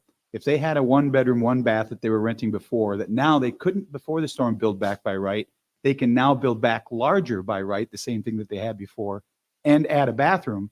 Now, if you allow them to make that a 3-bedroom, 3-bath, that's more people that are going to be in that rental that will have an adverse effect, or could, on the neighbor. So I agree with you, but I don't agree with you, if that makes sense. And I think that, and this is just my opinion, but we'll continue the discussion, that we're trying to provide an avenue for those residents that didn't have an avenue before and allow more than what they had actually by right. But there's still that avenue to ask for more and get more. So you do have that. I'm just hesitant to say, by right, you had a 1-bathroom, now you can have as many bathrooms as you want. If it fits within that square footage and it meets all the requirements under the code, I'm a little hesitant to do that. But I'm open to having that avenue for the applicant to be able to do it, if that makes sense. So I'm trying to look at it as not just as a property owner, but the property owner that lives next door to that property on either side that may not want, 10 people in the house when there used to only be able to be 2. There's more noise, it's more cars, it's more everything. So I'm looking at it from that aspect, but that avenue is still there should that be something that you want to go forward. So with that, I'll let my other council members have their opinion on the bedrooms and the bathroom part of it. Well, I think that I kind of agree with you saying, Mayor, that if you allow these additional rooms, you're allowing additional density. And we don't really know how many units that would be across the island. How many of these houses are going to be done? Another kind of, I think, maybe unintended consequence is that one of the appeals that we have here on Fort Myers Beach are lots of porches, lots of covered, lanais. That's part of the appeal that people put in. And I know, 50 years ago, people built small houses with big decks. I think that may, this would encourage people to close in open lanais and make them into more living space. I don't know if that's something that we really want as a town. Well, I think if I'm not mistaken, Sarah, this would still allow someone, if it met all the setbacks and the requirements, they could still have a porch that would be open aired that wouldn't count towards the square footage, right? Yeah. So it would still encourage people to build the porches that I think Councilor Veach is referring to. I wouldn't say that it would encourage them to do that, but it still allows them to do that, because we're really talking about the interior square footage, and we're not putting any limitations on that exterior square footage as long as it meets the setbacks. So you're saying like in an example of someone who had a big lanai that they could, and if they had the setback room, that they could close in lanai, make it in living space and then build an additional deck. Sure. That's within the. That's how it's written, yeah. And I'm not opposed to that, as opposed to what Mr. Elbros was saying with the, someone, they could tear it, that in his scenario, you could tear these down and make 4 massive houses there. So there's a lot of options I think that this provides to people, and a lot of avenues for which they can choose to tear it down if they want and build the house that they want by right. We can't stop them from doing that. Or they can take advantage of, I think, the way this is worded and get back much more than what they had by right, and still have the avenue to get that middle ground somewhere if you want it. There's a process that you have to go through it. And I think we all are in agreement that we are still looking at that process and how we can make that much more pliable for people to be able to go through, and much more cost effective for those that are large properties versus smaller properties, and the review times and things that go into it. But I'm okay with the way that is worded now. I don't know that adding more bedrooms or bathrooms is something that I would support at this time. But the fact that you have the option to come in and ask for it, I'm in full support of. Yes, sir. So, would that be like a special exception process, or would you like to include that as an additional process that's available to somebody going through this post-disaster build back, where if they wanted to increase the number of rooms, right now they could ask for setback variance. They could go through the process of asking for a setback variance. Would you want to add an additional option that if people want to add additional bedrooms and bathrooms, they could go through a process to ask for that, but it would be less intense than residential plan development? I would support that, just because then it allows the applicant an avenue, and it also allows public comment to voice. If you are a neighbor, you can come in, or the general public can come in and have their say in it. So it allows both sides to be able to voice their concerns or their opposition or their for whatever. So yeah, I would be okay with that if everyone else is. Yeah, I think to have some definite language in there and a process is important, so that it's very clear. I want to go back to the visual piece that Albert was talking about, the pictures and that type of thing. I mean, for those of us who are very visual, we can take the words, but to actually see it. And Albert brought up the suggestion of having the pictures. Albert, is that something that you can provide to staff for consideration of pictures like that, so we can get not only the language but the visual piece in there, so that there's no question about what we're talking about here? Yeah, come on up. Sorry. I think it's important to hear from, this is what you do. You design houses. So Yeah, you may look at it different than a planner looks at it. I'd be more than happy to come up with a couple of cartoon sketches. I've seen enough architecture review guidelines around jurisdictions that have little cartoons here and there. If that's something to give to you, then you can decide which is best. I don't want to pigeonhole anything. I just want to bring it up that it's beneficial sometimes. Right, when I you think see it'd be really graphics. helpful. Otherwise, adding a lot of words like including overhang, includes a beam line and a porch, can you really get lost when you read it? This is the world I deal with whenever we get rejected, have to read it. And I get one reviewer versus the other reviewer in different jurisdictions. They read it one way, and you go to this other person the other day, you read it a different way. The graphics kind of help. I can definitely help provide 3 or 4 little cartoon sketches we're talking about. Yeah, I mean, I personally think, I don't know my other council members, but I personally think that would be really helpful. Okay. Now, when we've done that previously, have you done the drawings, Sarah? I'm sorry? When we've had like sketches in the code. Yes, I've either pulled them from other localities or in a few instances created them. Okay. I just want to make sure that our drawings are consistent. If we pull them from different places, then what Sarah may think is a drawing that defines it, and what he thinks may be different, and maybe make the code look a little piecemeal. It's gone. Turn around for a second. Phew, magician. Sarah, you're not opposed to Albert sending you something? Not at all. Examples, and then you can- If it helps illuminate the situation, that's helpful. I'm just not visual, so coming up with what that would look like, I don't know. Yeah.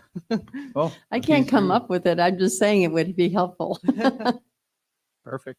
I The- could come the up with only- it, but it wouldn't be helpful.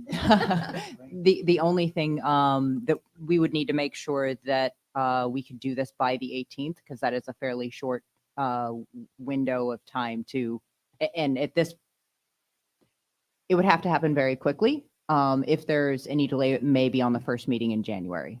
Is that just a thumbs up or thumbs that you can, okay. He'll give it to you Thumbs before. up. Any other questions for Sarah? Okay. Is there a motion or any discussion? Is there a motion to take it to the second reading and final adoption on December 18th, 2023 at 9 a.m.?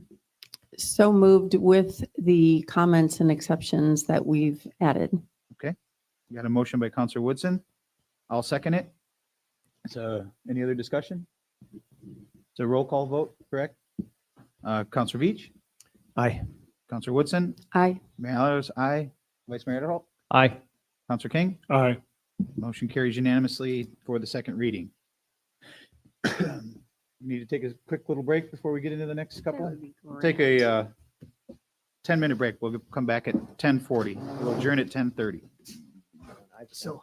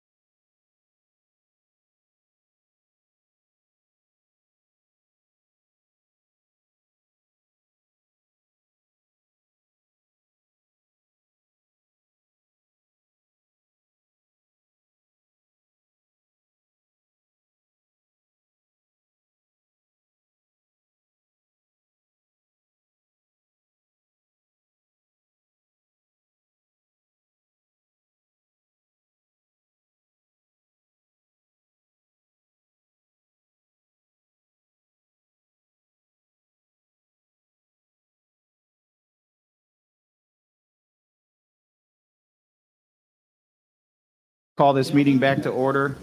It is 10:42. Everyone is back. The next four items on our agenda are public hearings for review of various land use requests for the benefit of the public. Please be aware that these items are quasi judicial in nature. Our attorney will further explain. Special exceptions and variances are all quasi judicial in nature, which requires our public hearing to comply with procedural requirements established in Florida law and in our land development code.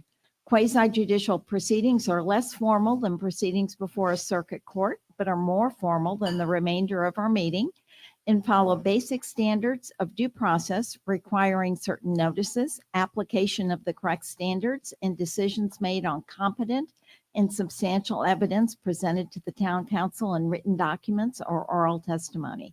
The town council will evaluate the testimony and information for each item and draw a conclusion regarding whether the criteria in the land development code or state law as may be applicable has been satisfied.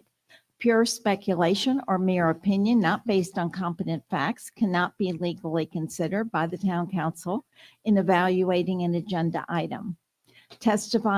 Testimony by professionals who are qualified as experts in a particular area is considered competent evidence by the Florida courts, as well as testimony by neighbors and residents who have fact-based information such as minutes, surveys, engineering reports, etc., or testimony based on personal information.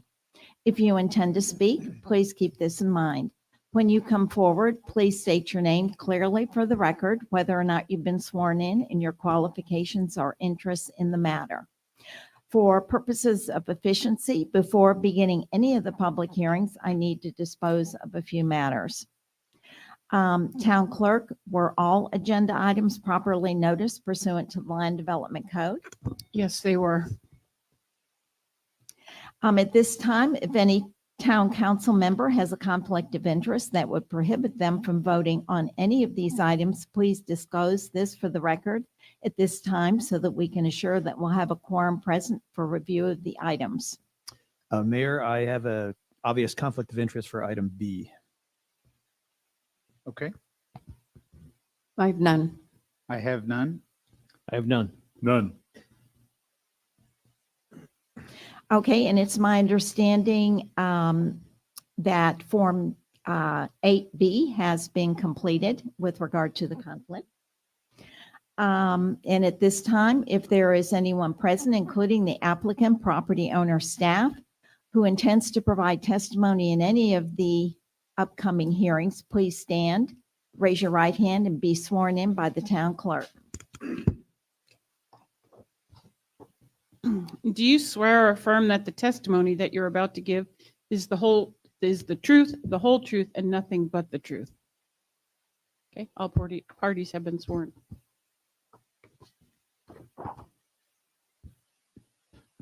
Okay, this, I guess I'll take it from here now. Yes. Yeah, okay.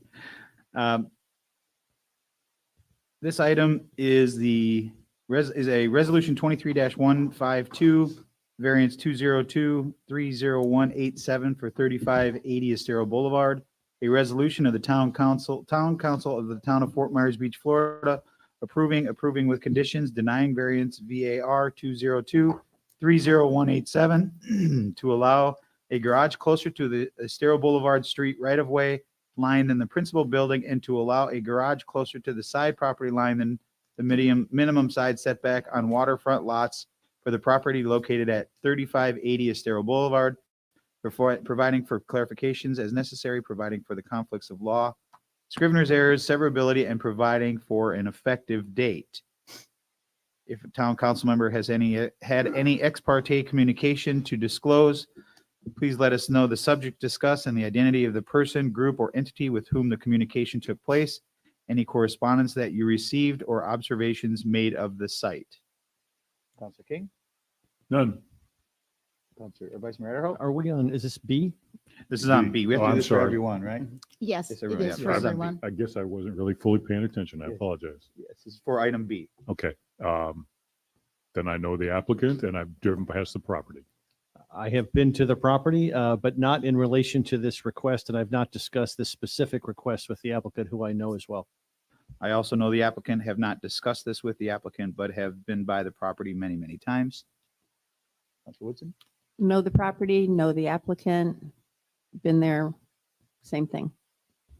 And Councilor Veach is abstaining. Sarah Prost has been qualified as an expert already by this town council, and based on her education and experience, has been accepted as an expert in the field of land use planning and development in the town of Fort Myers Beach. Are there any other individuals who would like to be qualified as an expert witness on the behalf of the applicant at this time? If so, okay. No? Okay. Has the property owner or applicant seen a copy of the agenda and the backup materials from staff? Yes, they have. Sarah? Good morning, Sarah Probst with Community Development. Bill and Randa Veach, owners of 3580 Estero Boulevard, are requesting a variance to allow a garage closer to Estero Boulevard than the principal structure and to allow a garage closer to the side property line than the code allows. The garage was attached to the house prior to Hurricane Ian and met the side setback of 7.5 feet that was required at the time of construction. The house was destroyed by Hurricane Ian and the garage survived. The applicant is requesting a variance from section 34-1174B to allow the construction of a new detached single-family dwelling further from Estero Boulevard than the garage. They are also requesting a variance from 34-1174D1D to allow the garage to remain at the non-conforming side setback of 7.5 feet rather than requiring a setback of 10 feet for a lot that is an average of 88 feet wide. The property is in the RC zoning district with a front street of Estero Boulevard and a side street of Connecticut Street, and a rear that backs up to the beach. The rear of the property is in the EC zoning district. However, nothing is proposed within the EC zoning district. The Connecticut side of the property is at an angle from Estero Boulevard, causing the property width to decrease from 110 feet at Estero Boulevard to 66 feet at the rear property line. At the November 14th LPA hearing, the LPA recommended approval of the requests. I'm available for any questions you may have, and the agent for the applicant is also here. Are there questions for Sarah? Pretty thorough report, evidently. Thank you. But not this time. Thanks, Sarah. Would the applicant please proceed with your presentation on the item? Kara? Good morning. Kara Stewart, here representing Bill and Randa Veach of 3580 Estero Boulevard.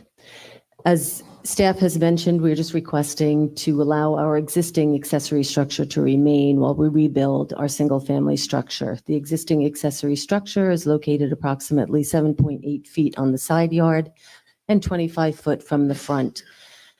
The code has changed during the from time of construction to today. Side yard is now required to be 10 foot. So therefore, we're asking for that side yard variance. The proposed structure for the single family is being proposed approximately 35 foot off of Estero Boulevard to give ourselves a little bit further buffer than what would be required if we placed it close to Estero Boulevard at 25 feet. I'm available for any questions or comments you may have. Just a quick question, and one of the, I think the reason for denial from staff, or part of it was the layout of the current home.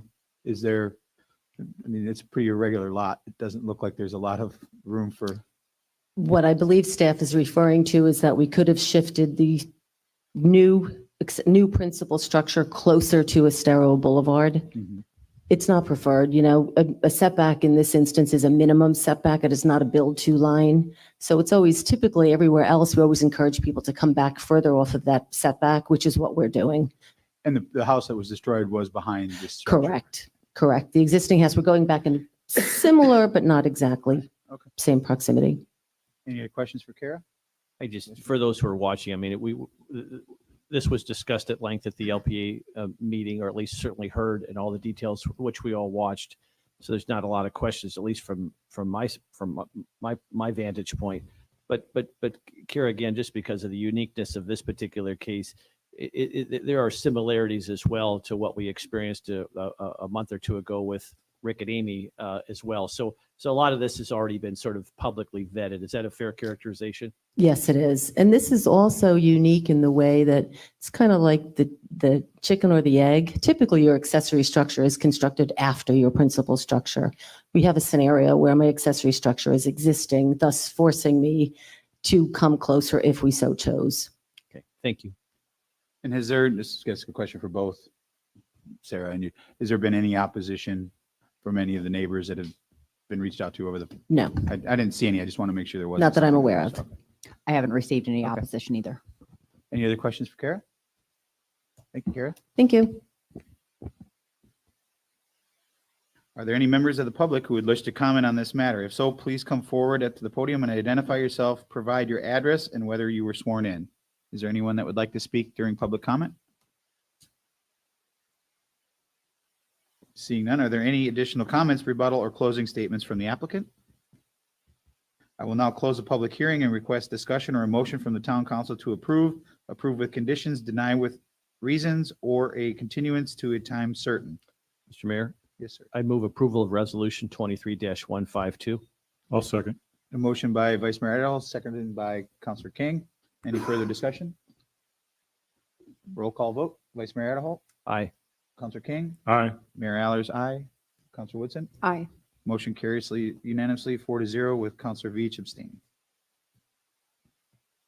Next, we have, we'll wait for Bill to come back. We have Resolution 23-149, SEZ 202-30189, special exception for major accessory structure in the EC zoning district.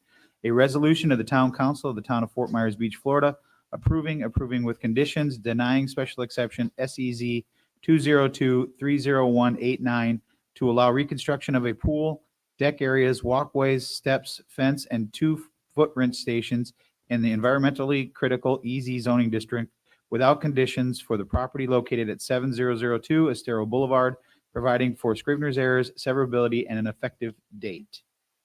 If any town council member has had any ex parte communication to disclosure, please let us know the subject discussed and the identity of the person, group, or entity with whom the communication took place, any correspondence that you received, or any observations made of the site.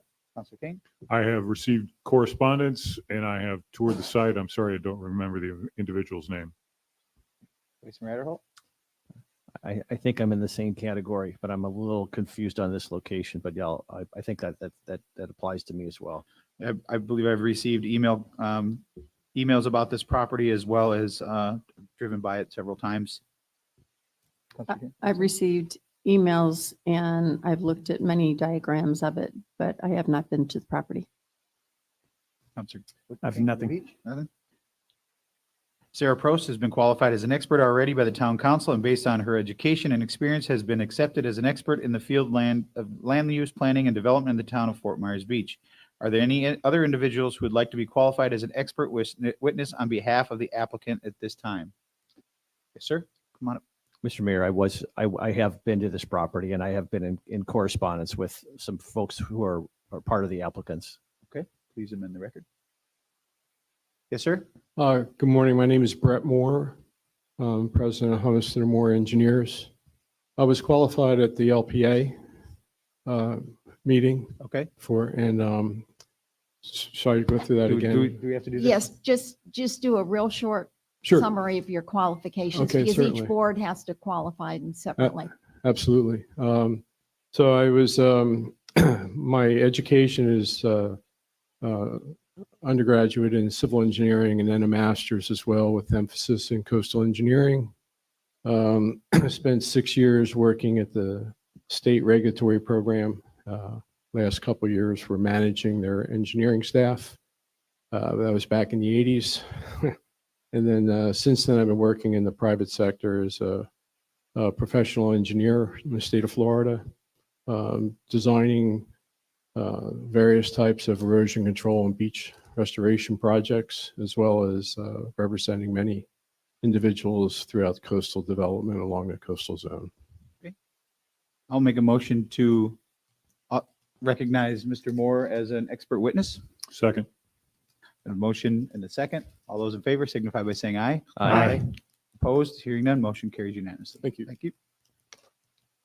Has the property owner applicant seen a copy of the agenda backup materials from the staff? Yes, okay. Go ahead, Sarah. Good morning. Sarah Probst with Community Development.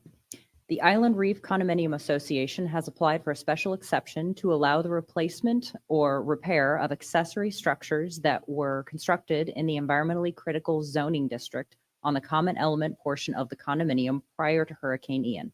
These structures include a pool, paver decks, pool fence, stairs down to the beach, walkways, and 2 foot rinse stations.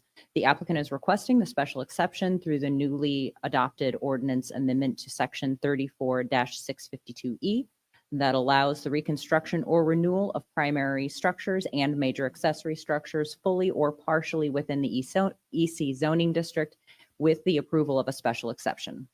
The EC zoning district is the land seaward of the 1978 coastal construction control line. The condominium was constructed in 1971 prior to the creation of the 1978 CCCL. The applicants are not proposing any additional development in the EC beyond what was in existence prior to Hurricane Ian.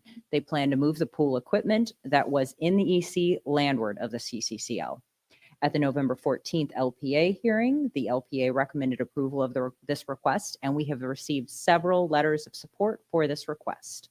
Staff is available for any questions you may have, and the applicant is also here. All right, any questions for Sarah? So all of the construction that they're talking about is landward of the seawall. Is that correct? Except for the stairs. There are some stairs that would go down to the beach. And the residential structures that are on the other side of the ECL line, are they not affected? I have not received a request for any modifications.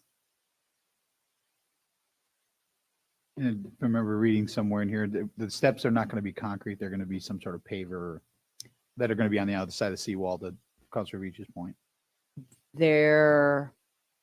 I could not tell you the construction style of the stairs. I'm pretty sure I read it. Okay. And this is strictly build back. They're not adding anything new. If anything, they're moving the pool equipment further back away Yes. from the CCL. Yes, that's correct. And these folks are taking advantage of the new policy from the town that we just recently passed, correct? That's correct, yes. So again, just rebuilding back what they had. And again, I think the council specifically passed an ordinance to address their concerns, not just theirs, but there's a number of condos that have similar challenges, just to build back what they had. Is that a fair characterization? Yes, I would say so. Well, no, there is, and you also mentioned replacement versus repair. How are you defining those differences? Well, the code, I think says reconstruction or repair. So the intent was that it was there before. Some component may still be there, but some components may need to be rebuilt. So the stairs would need to be rebuilt. The foot rinse stations would need to be rebuilt, but the pool shell still remains. There's some amount of repair that needs to be made to that. But all of the things they've shown have existed prior to the storm. Some are repairable and some need to be completely reconstructed. Any other questions for Sarah? All right, thank you, Sarah. Thank you. Mr. Moore, or applicant, come on up.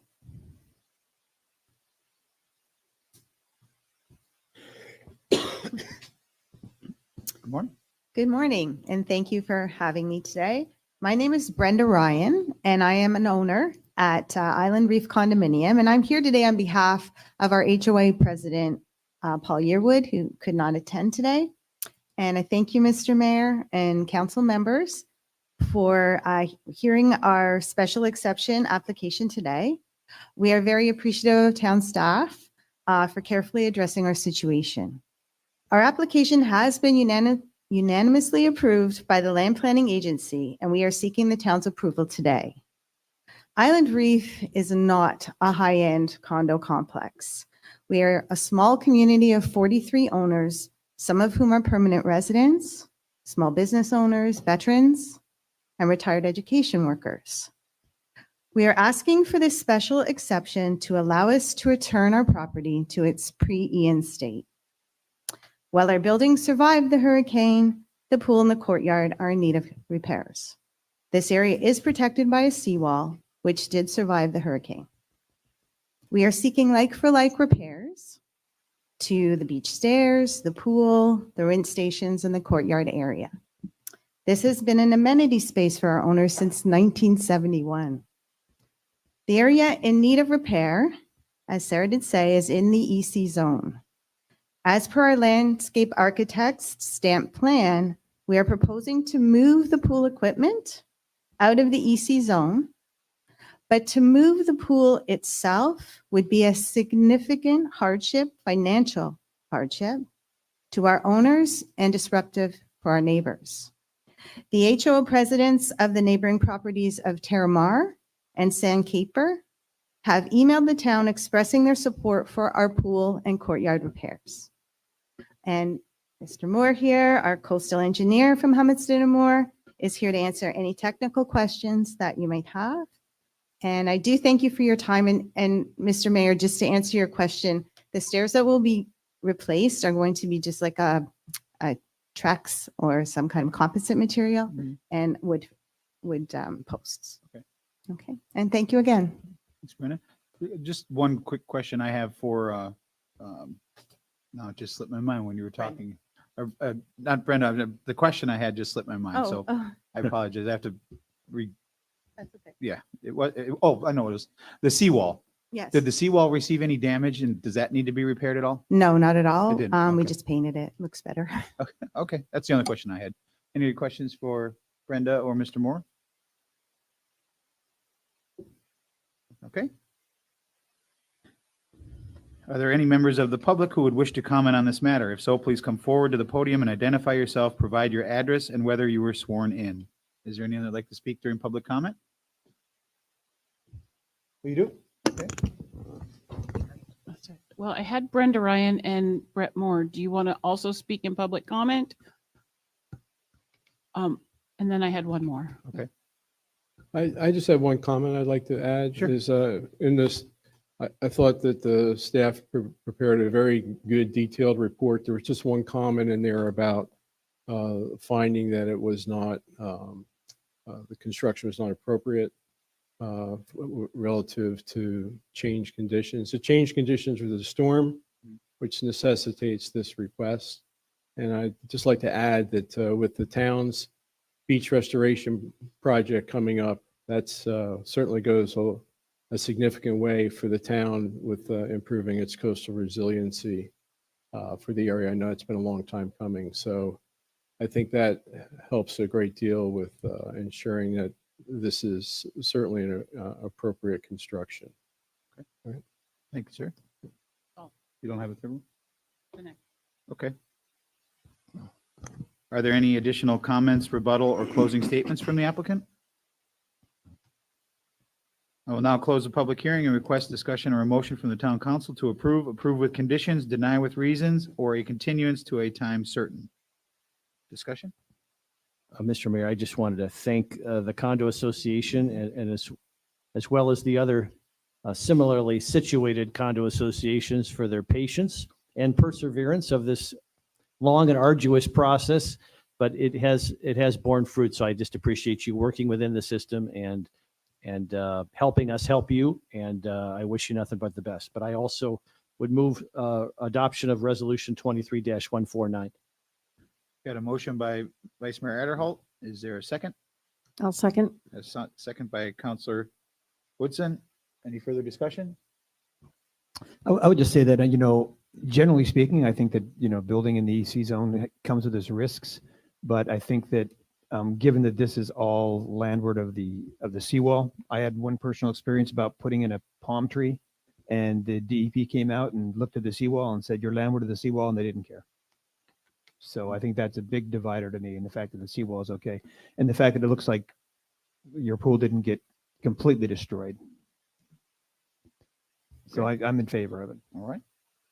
We'll roll call vote. Councilor King? Aye. Vice Mayor Adderholt? Aye. Mayor Allers? Aye. Councilor Woodson? Aye. Councilor Veach? Aye. Motion carries unanimously. Congratulations.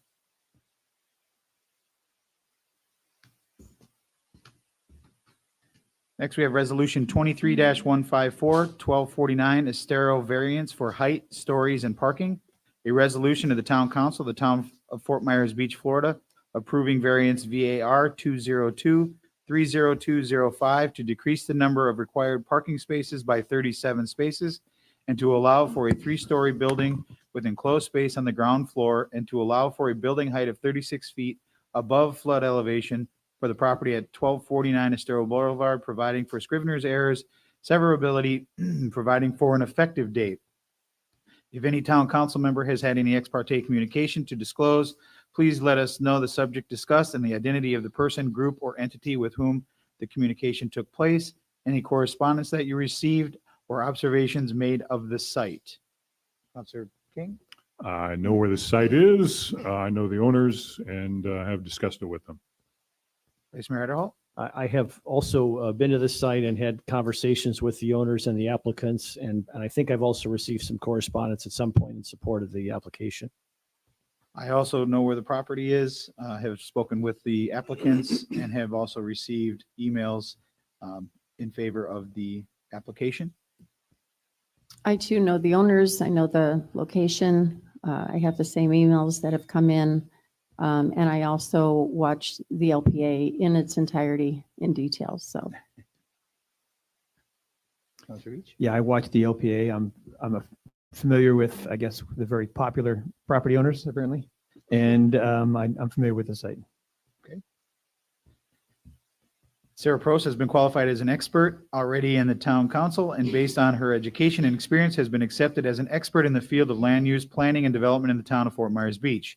Are there any other individuals who would like to be qualified as expert witnesses on behalf of the applicant at this time? Yes, sir. Good morning. My name is Rob Fowler with Fowler Construction and Development. We presented at LPA based on the expertise of our organization and mine for 30 years. They determined that we were experts in construction and development on Fort Myers Beach. Any questions for Rob? I'll move to approve Rob as an expert witness. Second. The motion and a second. Any further discussion? All those in favor signify by saying aye. Aye. Opposed? Hearing none. Thank you, sir. Has the property owner applicant seen a copy of the agenda and backup materials from the staff? Yes, they have. Okay. Go ahead, Sarah. Good morning, Sarah Probst with Community Development. The owners of 1249 Estero Boulevard, the Whale Restaurant and Bar, are requesting 3 variances for the redevelopment of the restaurant. The parcel is in the downtown zoning district and has a front street of Estero Boulevard and 2 side streets, Palermo and Primo. The frontage of the lot is curved and approximately 200 feet in length. The lot gets smaller towards the rear, and a portion of the original platted lot was removed for the construction of a residence, resulting in an oddly shaped lot. One variance being requested is from section 34-2020D2H to allow a reduction in the number of required parking spaces from 54 to 17, a reduction of 37 spaces. At the LPA hearing, the LPA requested that the applicant come forward with a parking plan for the town council to consider. So they will be discussing that. I had a brief conversation with them last week regarding this. The second and third variances are from section 34-675B2 to allow 2 stories above flood with enclosed space on the ground floor. The proposed building will be 3 stories tall with enclosed space on the ground floor below base flood elevation that will be dry flood proofed to comply with the FEMA standards. However, the downtown zoning district in this part of the downtown only allows 3 stories when the ground floor is completely open. The same section of code allows a maximum height of 30 feet over base flood elevation +1. The applicant is requesting a variance to allow a structure 36 feet tall, 6 feet over the code allowed height. The plans in your packet show a building that is closer to 34 feet in height.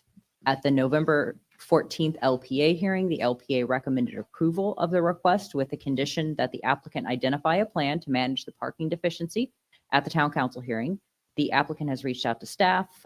We have discussed this briefly. I believe more will be provided to you today. Staff is available for any questions you may have, and the applicant is also here. Questions for Sarah?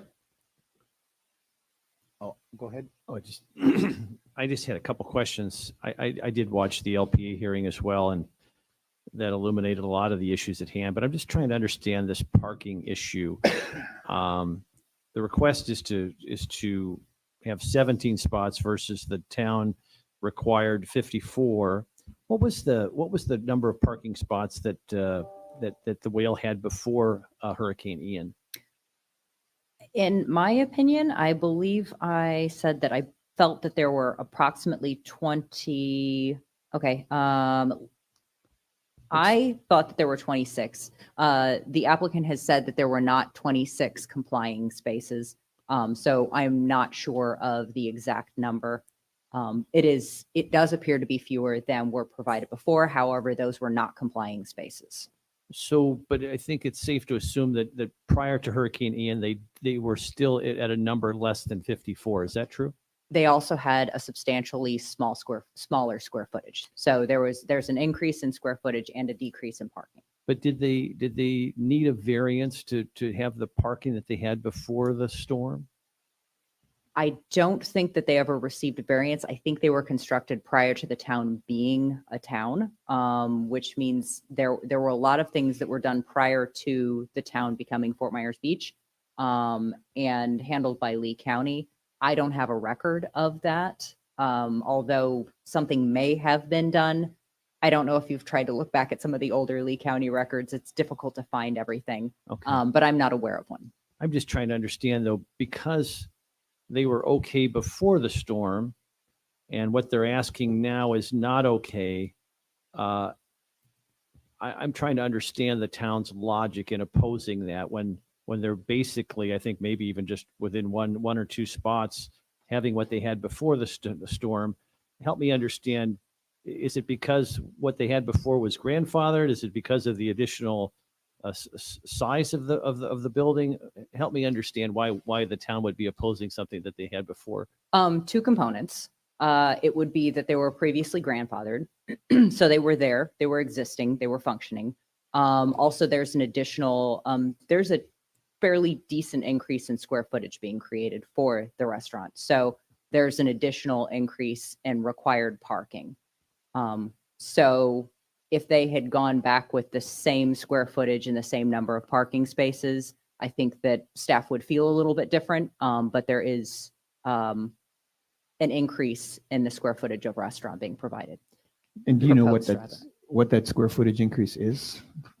I calculated it on my paper from the last hearing and do not have it in front of me. I apologize. Sarah, this is a little thing, but it's, I think it was mentioned in the staff report that they were docked one of their parking spots because they were going to put in a bike rack. Is that our policy to punish people for putting in bike racks? Oh, no, it's the other way. They were given credit for. Given credit. I'm sorry, I misread that. Okay. Yeah, no, we decreased the number of required spaces for the increase in bike Okay, spaces. very good. So if, just for future reference, if someone puts in a bike rack, they would get credit for a parking spot? Yes. Okay, that's helpful. What's the policy with respect to entities like the Whale for using stackers for parking? Does the town have a policy for or against stacking? We don't have a policy. Typically, we've had applicants come to us before asking about that. We've also had applicants come to us, and we had several restaurants on the island prior to the storm that utilized valet parking. So they came to the town with a plan proposing stackers or valet or off-site parking options. And that was the reason why the LPA requested that the applicant come forward with some sort of a management plan. Because we recognize that there have been in the past other facilities that did not provide all the parking required, but worked within the existing confines of their parking to provide enough. When staff opines for or against a particular application when it comes to parking spots, are they allowed to consider the impact on traffic? And I say that in the sense that given the unique location of this particular proposed restaurant, being right on Palermo, is staff allowed to consider 54 spots of, or parking spots of cars coming in and out and onto Estero Boulevard, probably in one of the most intense spots on the island for traffic. In other words, just logically, I'm no traffic specialist, but it seems odd to me that 54 spots would cause more hardship and traffic congestion than a lesser number. So it seems like that would be a good thing to have in that particular location. Less would be better for traffic than as opposed to more. Are you allowed to consider that sort of the practical realities of that area? So that would really, staff would not be able to evaluate that without the assistance of a traffic engineer, and they would have to do a traffic study on their side also. So that would be an additional expense that we would not ask for. But I think the important thing to consider is that the parking lot is not driving the parking. The use is driving the parking. So if we think that the demand is wrong, if we don't think that the number of parking spaces being required is appropriate for that use and the number of tables and square footage, bar area, that type of thing, then that's what we need to look at. We don't need to be looking at the number of parking spaces driving the demand. So in this instance, if you think that 54 parking spaces is too many parking spaces, that's not based on the parking lot, that's based on the use. So if you think that that would put an undue burden on the town, on the transportation around, or the transportation system around it, then you would want to consider it the demand that it's putting on the roads as a use, not as a parking lot. Does that make sense? It sort of does, but it sort of kind of breaks with common sense a little bit. In other words, if there's existing lots already in place that can serve the facility, and then you have less vehicles at that egress and ingress hitting Estero Boulevard, it seems like from a traffic perspective, less parking spots in that unique location would be better for traffic than more spots. I understand the use issue, but considering all the other parking are available and the fact that many folks can walk and bike there, and it seems like that would be something we would want to encourage, given that, again, unique spot on Estero Boulevard where it's such a pressure point on traffic. I just wondered if staff is allowed to consider those factors. I guess maybe you can't without a specific traffic study, but common sense would dictate to me that would only, if 54 spots would actually create more traffic congestion problems on Estero than less spots. I'm just thinking out loud. So I would say that would be anecdotal evidence. If you can say, for instance, if the owner can say 30% of our customers are walk-in customers, 20% walk across the street from the hotel, if they can provide evidence that the requirement for the parking is overstated, then I think that could be considered by you. That would not be something that staff could consider. That's why it's a variance. I guess my question is from a common sense standpoint, with 17 spots, given the size of the restaurant, wouldn't most of the folks have to be walking and biking? Is that sort of? That's the point. Is it Will anecdotal? they be doing that, or will they be parking on the side streets? Will they be stacking up? Are they going to cause more of a traffic problem by not being able to find a space?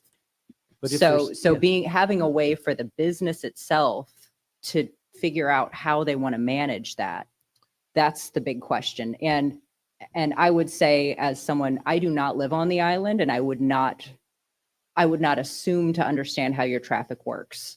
So it would not be appropriate for staff to use a common sense approach to how I would see your traffic. So that would be my concern with that. But I understand what you are saying. And I'm not trying to be difficult, but it seems odd. It seems like we would want to be able to somehow procedurally infuse common sense into this, particularly with Lynn Hall Park there and Norm's parking lot there and some other lots. It just seems like that's a critical part of the island from a traffic standpoint to infuse additional cars coming in and out of Estero Boulevard at that spot in particular. It seems like that could create more problems than it's solved, but I'm just thinking out loud. But I'm curious as to what staff is allowed to consider. And it sounds like you're not allowed to sort of factor that piece of the puzzle in, but maybe certainly the council is, I'm guessing, from a public policy There is a standpoint. decrease in the number of parking spaces required because of where it's located. So this is considered to be in the downtown. So we decrease the number of parking spaces by 1/3. So this is 1/3 fewer parking spaces than would be required of a restaurant going in a couple blocks further north. Right. No, I got you. South, I sorry. just given its location on Estero, though, it seems like we ought to be able to, and I know it seems anecdotal, but it's to infuse some common sense into that process. But it helps. It's helpful for me to know what goes into the what's allowed to go into the staff calculation. So that's everything I've got. Thank you. I just want to piggyback on the parking since he's on it. It looks as though we calculate, or in the past, the original calculations were done based on the size of the property or size of the building and the use of the building versus the size of the property. Is that correct? Yes, so it's based on the square footage of the use. So there's restaurant use and there's bar use. Would it make more sense to do the calculation similar to like we do with impervious surfaces? Your house or surfaces, your house can be so big based on the size of your lot.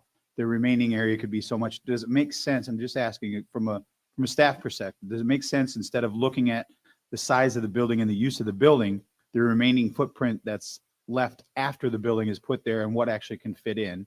That's one part of the question. The second part of the question is, nowhere that I can find in the code does it talk to licensed vehicles, motorcycles, golf carts, things of that sort that could be counted as parking spaces towards a total count, which obviously take up much less space to allow these numbers to come a little bit closer. Is that something that policy-wise, I'm assuming we can make a change to do that? But am I wrong? And I can't find anything that specifically calls out for licensed vehicles, like I said, motorcycles, golf carts, things of those sorts that they're licensed just like a regular motor vehicle, whether you're a big truck or you're a small Beetle car, to allow those spaces to count towards the calculation. Yes, there is a way to do that. The Land Development Code does not currently include that. That is something that could be considered. When the Land Development Code was last updated, golf carts were not a big thing. As a general rule, motorcyclists do tend to come in groups. As a previous motorcycler, you tend to go with other people on motorcycles and you tend to share a parking space. So we could have the option to include motorcycle parking spaces as their own thing and deduct from the number of spaces. We could include golf cart parking and deduct from spaces. Some communities also have compact car spaces. The problem that I found with that is that even if you're driving a giant Suburban, if the only space that's left is a compact car, you are fitting your Suburban in there. So I don't know that that's a really beneficial option to provide most places. But golf carts, if that's of interest, and motorcycles could be, we do allow it for bicycles. And I'll just piggyback on both of you because I was planning on bringing this up during council member items. But I just think we need to relook at this whole parking situation, especially in the downtown district. We keep promoting walkability and biking and this kind of thing. And it's like we're in direct opposition between requirement of the exorbitant parking spaces when we're trying to promote a walkability. So it's just something that I think, yes, it affects this property, but it's going to affect more and more and more as the build back. So I'll bring it up again during the agenda. Yeah, I have a feeling it's going to be something that will be added to the M&P meeting agenda, without doubt. But And Mayor, you did mention the number of parking spaces based on the area of the lot. I don't think that that's typically a good idea because some people have larger lots, some people have smaller lots, and some people have very intensive uses and less intensive uses. If you have an office, but you have a decent size, you have an office and you have 10 employees, you don't need more parking than 10. But if you have a restaurant and you have 15 employees, you need at least 15 spaces. but I guess that's what I'm getting at. As a municipality, how do we know that? How do we know what the needs are? It's based on ITE. There's a traffic manual, and that's typically how we base those. There is a traffic manual, and that's so it's how not just an arbitrary number that was made up. That this No. is okay. Then the number in our code may be an outdated ITE number. We could update that, but I would mention, like I said before, it is in the downtown district, so it's decreased by a third. So even if it's an outdated ITE, chances are it's pretty close to what would be required now. But like you said, every community is different. Right.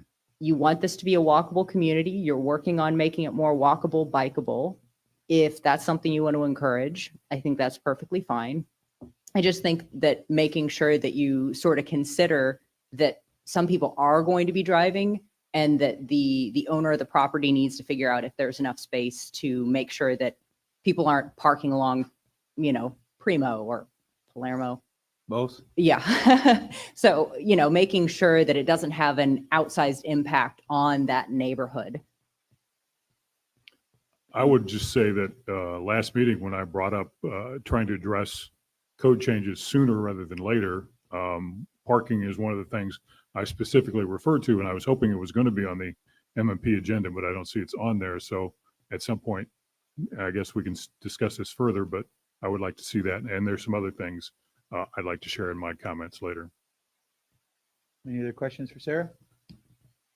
Thank you, Sarah. Would the applicant please proceed with your presentation on this item?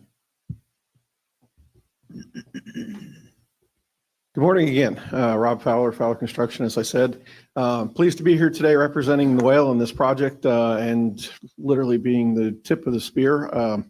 We've got three things. And before I even start that, I want to say thank you to staff and all. We had certainly a rocky start in this project right after the storm because, frankly, it was chaos for everybody. Since that time, we've been able to work very closely with staff, and some of the things that I'm going to show you and present to you here today are things that we've worked back and forth on. While Mr. Miller is presenting a rendering of the Whale, I'm going to present to you part of our parking plan, and then I'll tell you what my presentation was.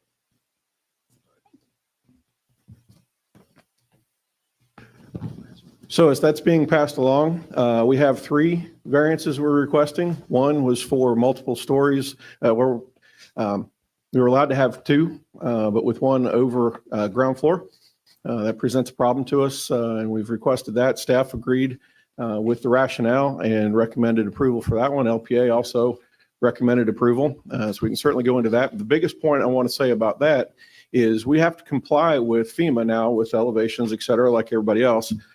And everybody's talking about the downtown zoning district. Let's not forget the future land use. The title of it, pedestrian commercial. And standing before the LPA with Ms. Saracita and some others, we've literally been working on that look for Fort Myers Beach for more than 30 years. So all of that is intended to promote that pedestrian interaction along, especially that area and in the downtown area. So as we comply by going upward with our main structures, we're also trying to keep a pedestrian face to the project. That all led into the deck downstairs. And then shortly thereafter, just a lot of logical sense that our kitchen, our deliveries and everything else are down there as well. So that's why we came back asking for what is 2 stories, this original, but over the flood-proof space below. So that was one. The second one that we reviewed had to do with the overall height. And honestly, between the LPA submittal and the presentation, was able to work with Sarah directly, and we clarified a height differential that we had in how we calculated it. So what was left at LPA at that point was request for additional height for a taller peak on the tiki.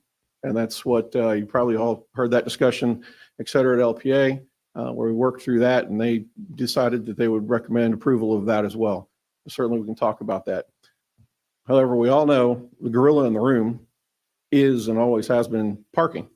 I mentioned working with Ms. Saracita more than 30 years ago, talking about parking garages, parking solutions, everything. We've been at this for a very long time.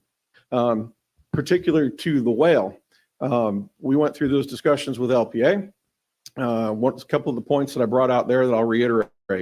One, we have a plan submitted at the moment that maximizes in every way conforming parking on that lot.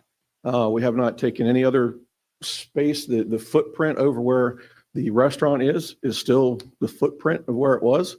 But we have maximized what is conforming spaces, what conforms to current code. Is that the maximum number of spaces we can put on that lot?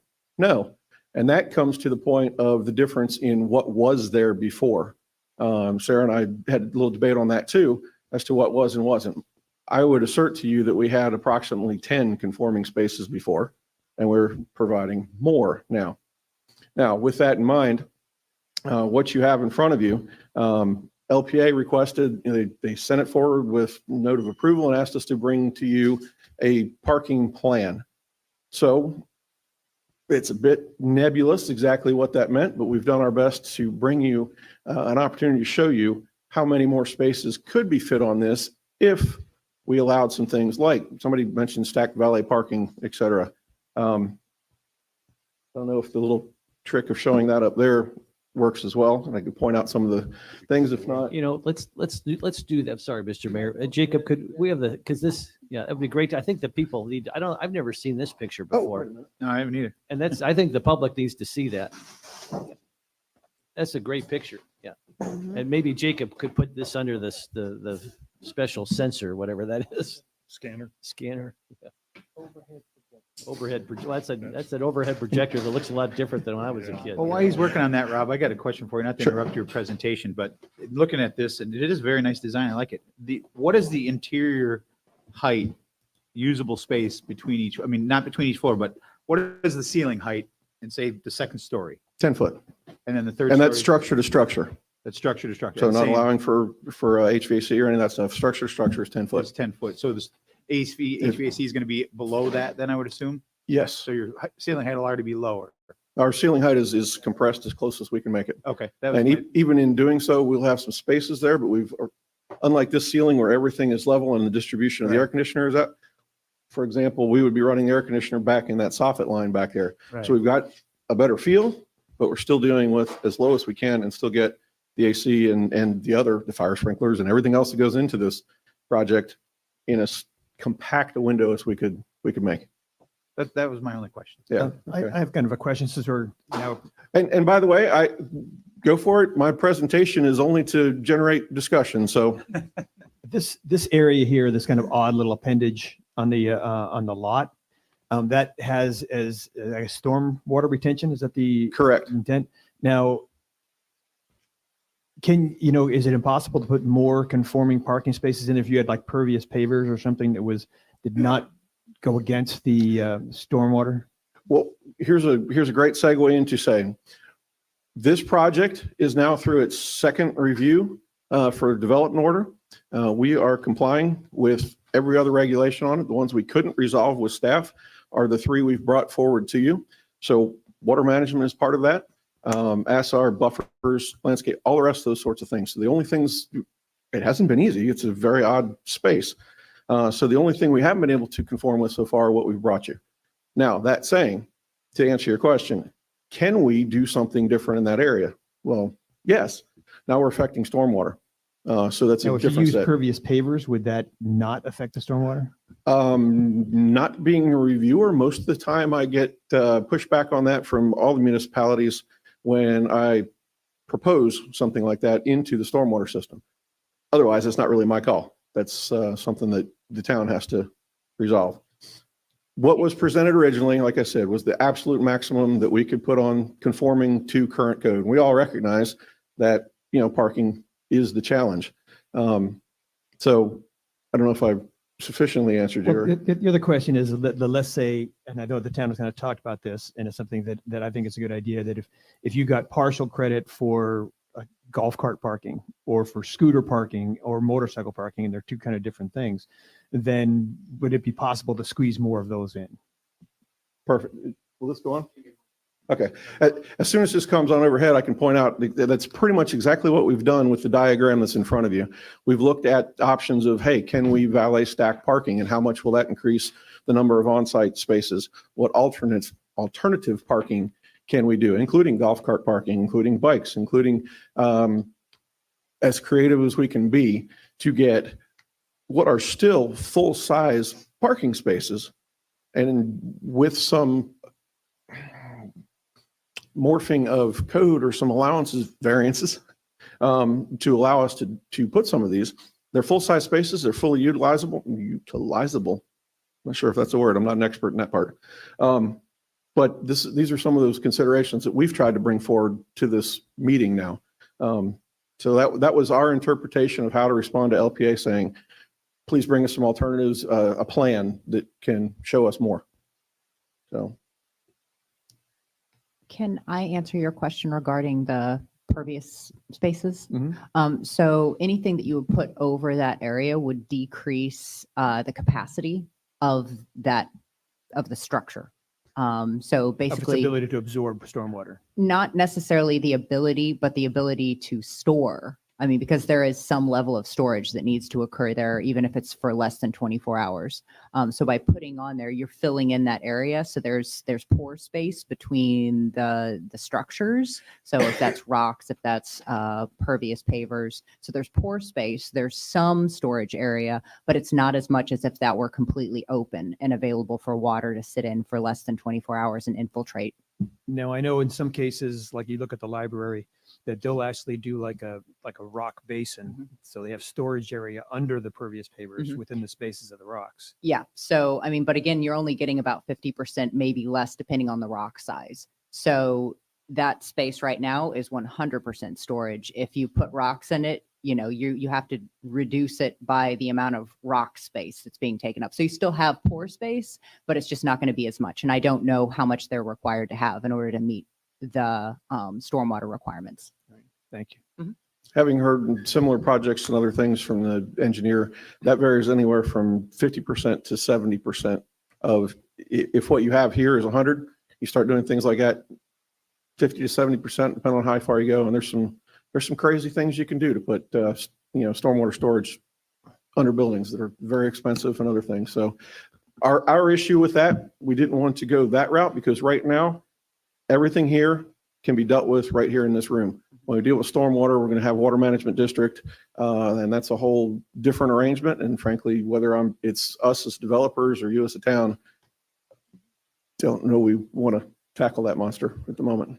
So, Rob, could I have you put this under the scanner or the overview? And could you? I have not seen that picture before. Is that a new design? This rendering is brand new, literally hot off the press. If you look real close at the big ones, you can actually see some stripes where they were rusting it out of the printer so fast. I would, if you put that under there and let the public see it, because I think it's extremely impressive. And would you talk us through a little bit about some of the design work in this rendering here? Because it's a new look that I haven't seen before, and you talk about interfacing with the frontage and just open and it has such a unique vibe to it. I'm very intrigued. Talk a little bit about it. Sure. Absolutely. And Mr. Miller may help me out with this one too, because what I am not is architect.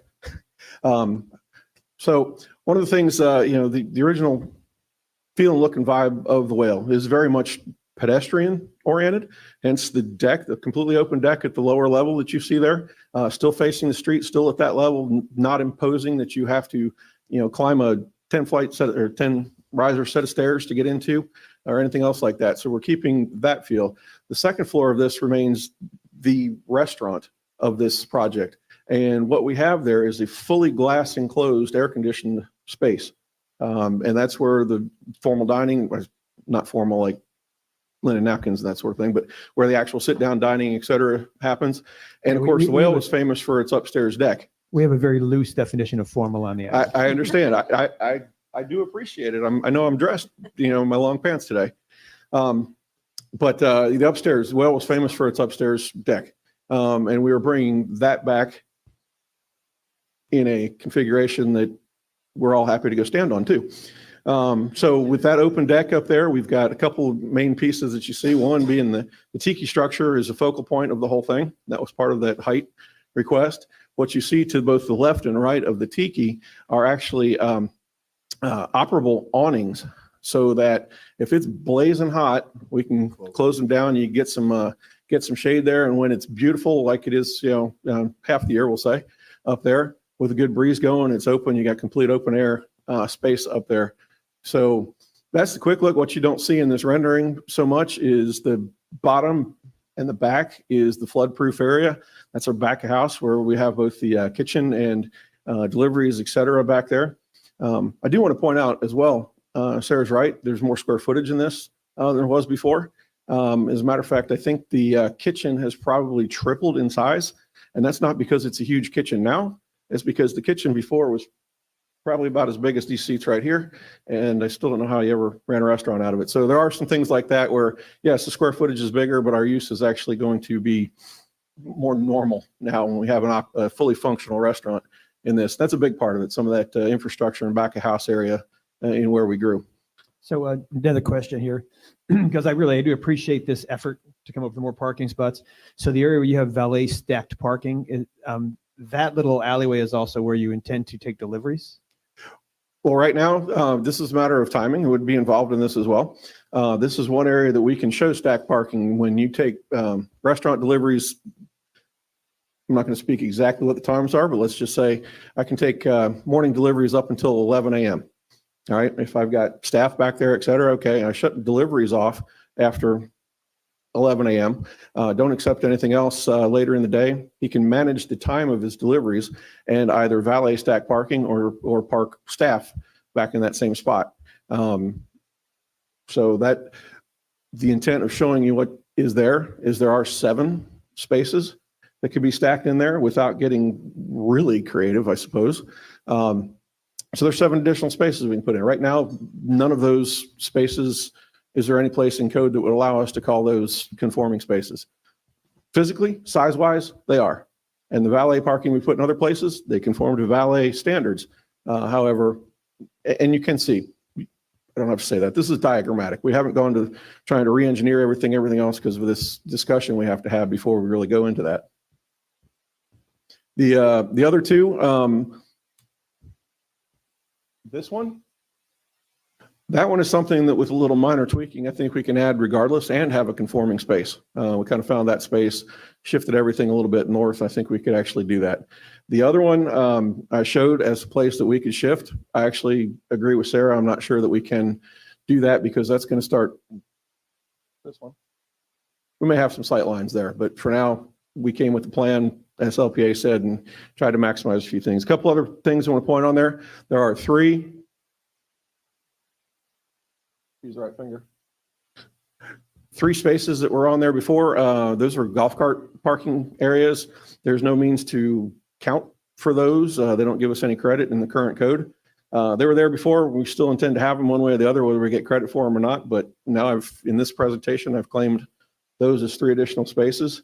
And since we talked about bike racks and this being a pedestrian, bike friendly, all the rest of that area, I went ahead and claimed 2 more bike racks because we're going to have more than 1 bike on this site. So that's how we've come to, sorry, you'll have to look at the one I gave you in front of you. But what we're proposing in this, or I shouldn't say even proposing, what we're bringing back is trying to respond to LPA's request. This is an opportunity to add 9 additional spaces. Those are the yellow. 3 additional golf cart spaces. Those are the pink. And then I added 2 bike spaces. And our count would come to 14 added spaces that we've put on this since what we presented to the LPA. That leaves us a matter of 22 spaces. We would propose to do that with an offsite agreement. Mr. Miller can talk about that. And by that end, the 32 that we have, the 22 with offsite would get us to 54 as required. And yes, that's after the downtown parking reduction. We've already taken that into account before LPA and everything else. So, Rob, I got a question for you. I, like Councilor Veach, appreciate the effort you guys put forth to try to come up with what the LPA asked you to do. The concern I see with this, and I don't know if it is a concern or if you've talked to them, is the fire department. Mm-hmm. If they're okay with it, I'm certainly okay with it. You're probably not going to have vehicles there all the time anyway. I'm just looking at, are they going to be able to get through? If there's an issue, have you talked to the fire district at all to see their thoughts on this? I mean, I know it has nothing to do with whether we approve it or don't approve it, but I think life safety issue is a pretty big thing. But it absolutely is. And of course, the main plan has gone through, and Jennifer's looked at that quite extensively. She gave us a lot of feedback. We adapted to it as we went. Valet parking is a unique criteria, a unique setup with no precedent on the beach. I don't really have anything to point to. It does come back to sometimes whether they deal with timing and what are we going to be blocking it up with when we valet park it.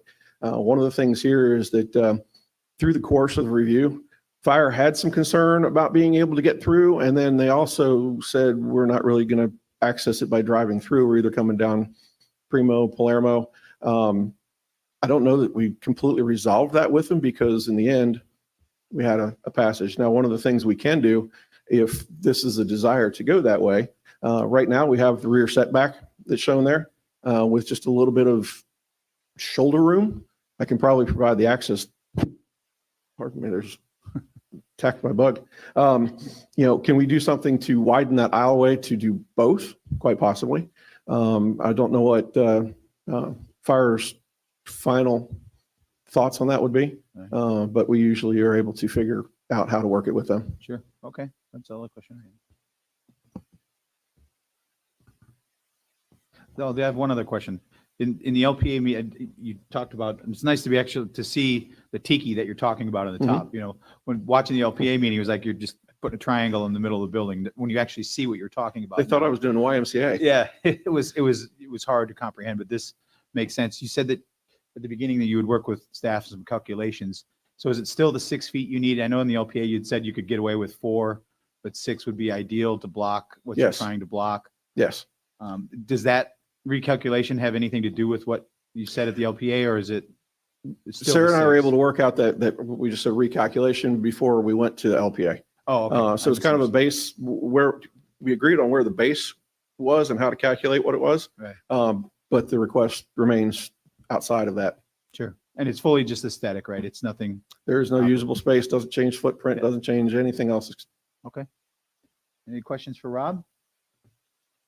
Thanks, Mary, leaning in. I'm just going to have Rob Oh. return my packet. Oh, yeah. That was such a great picture. I wanted people to see that. Yeah, it's nice. Well, is it morning or afternoon, I should ask? Still morning. Oh, Depends on how long you talk. Good morning. Town Council, Mayor, Vice Mayor, Mike Miller. Many of you may know me.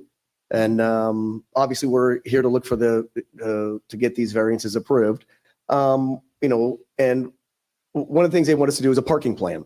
So what I've come up with, I've spoken to Chris Primo with Norm's Parking, and what he cannot give us exclusive parking. No one can give us exclusive parking, okay? But what we can do is if our parking lot is full, we can have signs that show, hey, here's 50, 60 feet away. Feel free to go over to Norm's Parking and feel free to fill up his lot. He's got an estimated 80 on-ground parking spaces. And that's one of the things that we come to is the amount of parking and everything else. What I've got here for you guys and ladies is an updated from I've done on on the parking. I was actually incorrect on some of the parking.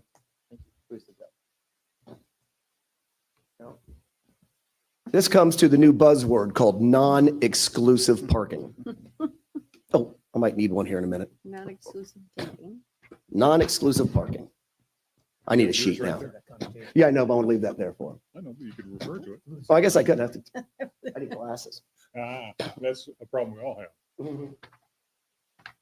Okay, let's go to non-exclusive parking. What non-exclusive parking is, and people sort of get a misunderstanding, is it's not dedicated parking for anybody. They come in, they pay, and they might be there all day. But chances are, especially speaking with Chris Primo, because I mentioned him, hey, why don't I go ahead and lease? We're deficient on 37 parking spots originally. How about I lease them? He goes, I can't lease them to you. He goes, if I lease them to you, that'd be $22,200 a month you'd have to pay. Okay. That's $20 a day for 37 parking spots, 30 days out of the month. Okay. He said, the problem is we turn those parking spots over 2 to 3 times a day. Now you're talking $66,000 a month in just the 37 parking spots that he's got. But understand another thing, it's the turnover. Okay, we have 18 parking spots. Okay, those are not going to be filled all day. Those are going to continually turn over, just as well as Norm's Parking. You've got the Lonnie Kai here. Town of Fort Myers Beach, right across the street's got 21 parking spots. John Richard's got 26 parking spots. And what I didn't realize in the LPA meeting, when I did the first research, is that Margaritaville had 360 parking spots. After touring their facility and talking to Tom Torgerson, they actually have 600 parking spots because they're going to be stacking. That comes to 911 non-exclusive parking spots that the whale has the opportunity to use at any given time. Okay. And with that, let's look at the amount of hotel rooms. Now, again, I'm only talking 500 feet away from the whale's property. I'm not going any further. There are 354 hotel rooms. At a double occupancy, that's over 700 people in 500 feet of the whale, which will be visiting us on walking traffic. That's, again, only 500 feet. So you go back and look, if you go to 700, 1,000 feet, now you've got Myers side that's hopefully going to be built. Neptune that's going to be built maybe with 170. Pink Shell's got 213 hotel rooms. Double of those, a minimum double occupancy. You've got a tremendous amount of traffic, but not only to the whale, to everyone else, like Mr. Wade's has no parking. They're in the downtown district, a little bit different downtown district than we are, and I can appreciate that. But, it's all walking traffic. This is what everyone wants this island to become, is bicycles, golf carts, walking traffic. Let's take a look at the beach bar and the Salty Crab. Okay, they have absolutely no parking. They have been able to survive for years on this island without one parking spot, not one. And with that, and that was even before Margaritaville built, and the entire area that he purchased was desolate. And it looked like, I don't want to say a war zone, it wasn't that bad, but, an area that didn't look fun to be walking through, like to go to the whale and everything. But he has completely changed that around, where now this entire north end of the island is inviting to go from one end to the other, which we're going to be getting all that traffic. And we're not going to get it all, but we're going to get a piece of it. When I spoke to Tom Torgerson, he mentioned to me that, I said, you know what, Tom, if I get 10% of your business at 254 rooms, let's make it 200, make it easy for number, or 250 to make it easy. Let's look at double occupancies, 500. If I get 10% of your business a day, I'll be buried with my existing business, because that wasn't there before the whale was built, or even before I owned it. And he goes, oh, Mike, you're going to get more than that. You're going to get probably 20, 25%, because not everyone's going to be staying and drinking, partying, and having dinner every day and night at Margaritaville, as they're not going to do when they build the Neptune. That's going to be walking traffic coming down, and because everyone loves to venture off and try new places, and especially local businesses. And so, in my opinion, we don't need all the parking. Now, I understand, let's say I bought a building on San Carlos, or I built a brand new building on San Carlos Boulevard. Okay. And I put all my money into it, built multi-million-dollar building. I had no parking. Okay. That is the risk for me that, okay, I know number one, I wouldn't do it because I would fail, because no one could come visit me, because I have absolutely no parking. You come right over that bridge and it's a whole different ballgame, where you don't need the parking to succeed. Let's say I only have the 18 parking spots, and there's no way in God's green earth that's going to happen, but I fail. Okay. That's on me. Putting the multi-million dollars we're putting into this building, it's still on me that I fail. But there's no way we can fail when this entire island is being promoted to walking, bicycles, and I don't care how many bicycle, I'll put 10 racks in if I have to, at 5 per one. If we see more bicycle traffic coming, we'll come to the town and say, hey, can we put another bicycle rack here? We love the golf cart parking. And at the end of the day, I don't feel that we even need the additional parking, but current code requires it. So we have to, abide by current code and come to you guys for a variance. Mike, have you received any negative or any opposition in the 500-foot range? I have not gotten an email in any opposition. I'm just wondering if you have heard any. The only opposition I've had is, would you please take down the tent and build your building so it'll be quiet in the neighborhood? Also, I want to get back to that. If you guys have 1 second. Oh, yeah. Yeah. It's all right. One of the things I'd like to reiterate real quick, that Rob was so generous to be talking about. This is our footprint. And one of the things I want to emphasize too is the second floor, like he had mentioned, is all glass. Okay. It's not only, well, it's half the building is glass facing Estero Boulevard. The other half is where, we'll bring food up. There's actually a 12 by 18 foot cooler for just beer and the internal workings of the kegs and systems and stuff like that. But what I'm getting at is that is going to be soundproof. We're putting soundproof deadening material in the ceilings, in the walls, in order to abide and help with the noise of so it's not leaving that area. So if we do have someone playing music at night and it's not, or my wife had even mentioned that, we're negotiating right now with dueling pianos, coming 2 to 3 days a week. They're going to be in that upper spot.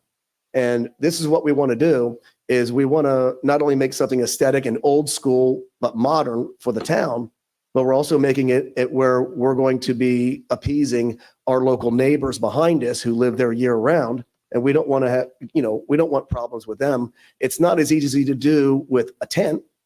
So the sooner you guys get this baby approved, the sooner that thing is coming down. Any other questions for Mike? I have a couple, just quick ones, Mike. First of all, I really appreciate you bringing this design this morning. This is really impressive. I hear constantly, let's try to keep an eclectic island. Let's have a Key West vibe. This is a really interesting design, and it's, I think, very pleasing for what I hear from folks, what they want for Fort Myers Beach. So I commend you for your efforts on that. Thank you. Could you just, since you're at the microphone, just talk a little bit about, should things go well today, and I hope they do, what's your timeline? Because you have another establishment on the island, the Sandy Bottom, and just help us understand how things will progress again after today, just timeline wise, in your mind. Well, what we're looking at right now is realistically, I spoke to Rob, my builder here, Fowler Construction, and our architect. He's probably looking at end of January before we submit all our complete set of plans. We're still doing the MEPs, the mechanical, electrical, and plumbing. They're getting it finalized right now. And so with that, the whole packet gets submitted to the town. And we're talking 12 to 16 weeks we were estimating with the town, under normal circumstances. If anyone has a pool, hint, and getting this approved on a timelier basis, I have no problem February, March, January, even taking that tent down, doing a groundbreaking ceremony and get started right away. It's just going to be, once we get them submitted, I'm sure there's going to be back and forth, okay, you can do this, can't do this, within the inside. But other than that, that's what we want there. Now, as for Sandy Bottoms, we're probably talking, we're hoping to be open about 3 to 4 months. Really? Okay, Yeah. very good. And then the projected time, aside from the 3-month variable for the process you just talked about, projected time for construction of the whale is roughly? We were talking 12 to 14 months. Sure. Okay, just curious. Thank you very much. Yep. Sure. And I wanted to add into that to note that I mentioned earlier, we're through the second round of development order review. That's our time consuming one. That's our most challenging one always. What we're talking about for submittal is going to be building permit. So at this point, we're talking about Florida Building Code. We're way farther out of the gray area. It's much more black and white. And John Spence, Moore Spence Architects, has been working with fire department, with others all along the way. So, I mean, we're pretty much down to black and white. If you all agree with our request for variances today, this thing's ready to go forward. Thank you. Any further questions? I do have one. I know we were on section D. Is there, I know this is not normal. Is there a way we can do like a D-1 and have John King come up and plead his variance for Santa so he gets some gifts? I don't know about that, but I would caution you not to encourage Counselor King. That would be the naughty variance. Yes, that's your naughty variance. I think he's getting comfortable with Cole. Yep, we're all set. And council, thank you for everything. We do appreciate it. Thanks, Mike. Thanks. Are there any members of the public who wish to comment on this matter? If so, please come forward to the podium and identify yourself, provide your address and whether you were sworn in. James. I'm Jay Birch, Bayview. I'm here for a selfish reason. I missed the burger late night at the Whale. So if you please approve it so I can get back eating my burger, it'd be great. Sir, I did love- you say you were sworn in? No, I'm not an expert on anything. It's You, public you, comment. you're, yeah. It's public comment.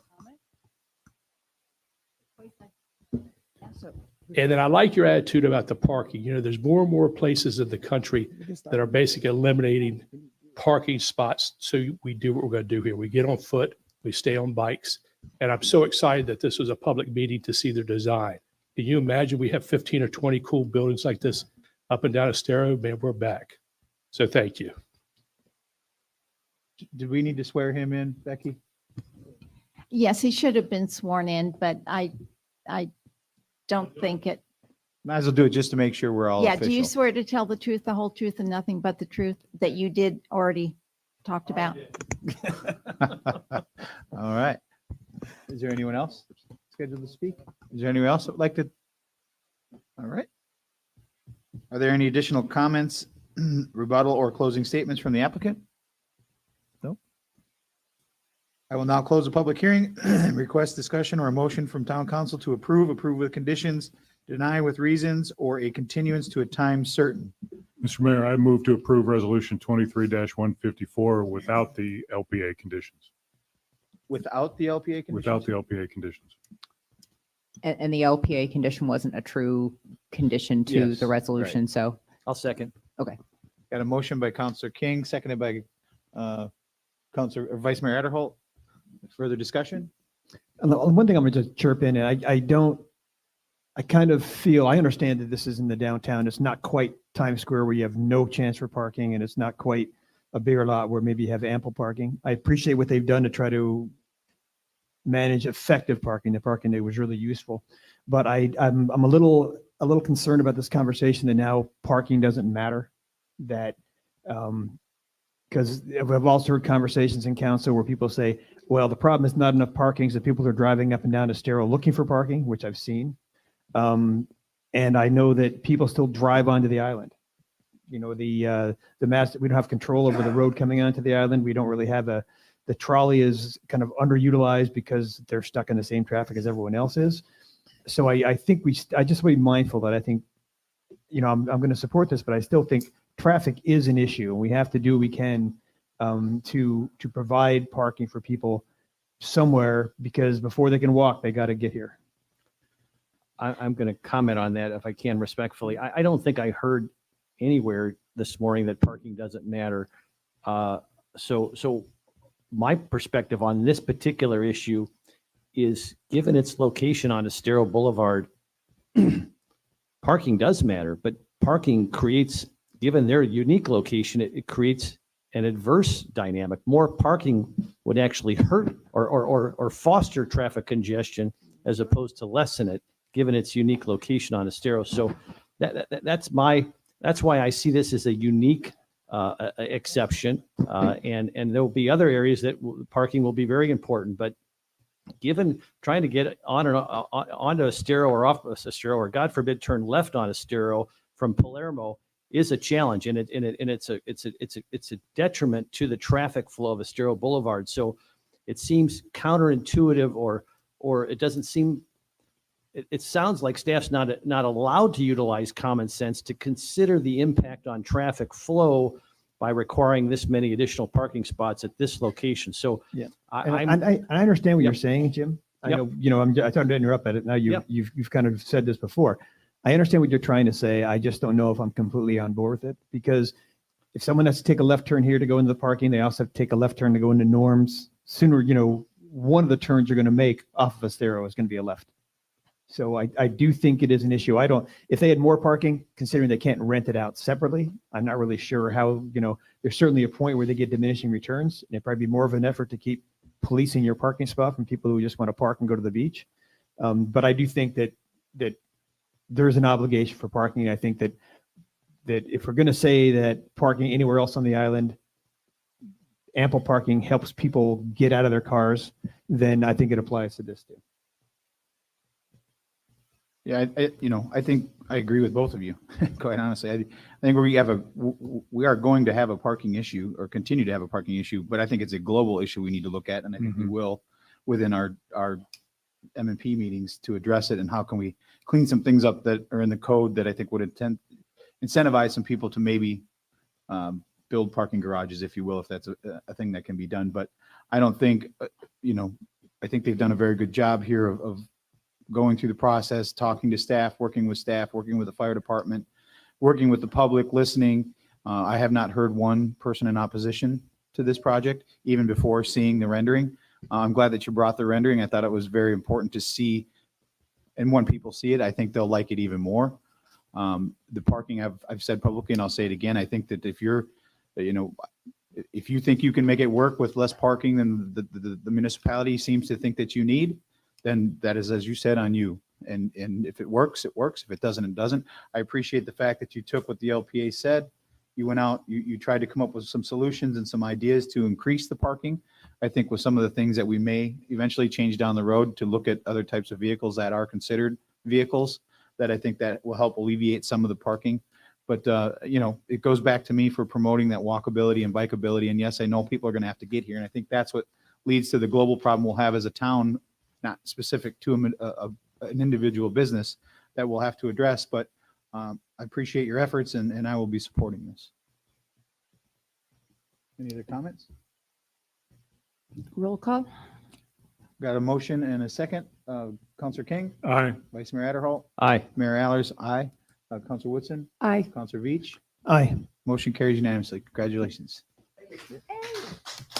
Thank you very much for your time, and staff for all the hard work that's gone into this.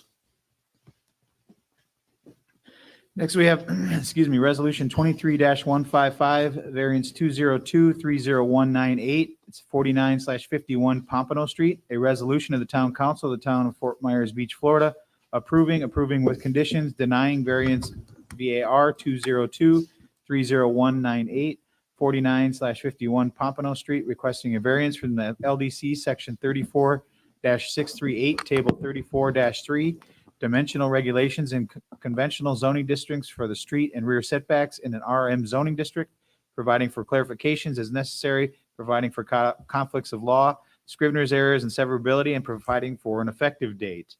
If any town council member has had any ex parte communication to disclose, please let us know the subject discussed and the identity of the person, group, or entity with whom the communication took place, any correspondence that you received, or any observations made of the site. Counselor King? Sorry, I lost my place on the agenda here, so I was trying to scroll down through it. None that I remember. I'm in the same category. Just a drive-by for me. Strictly drive-by. I've walked by that lot numerous times and really have no recollection of what it looks like.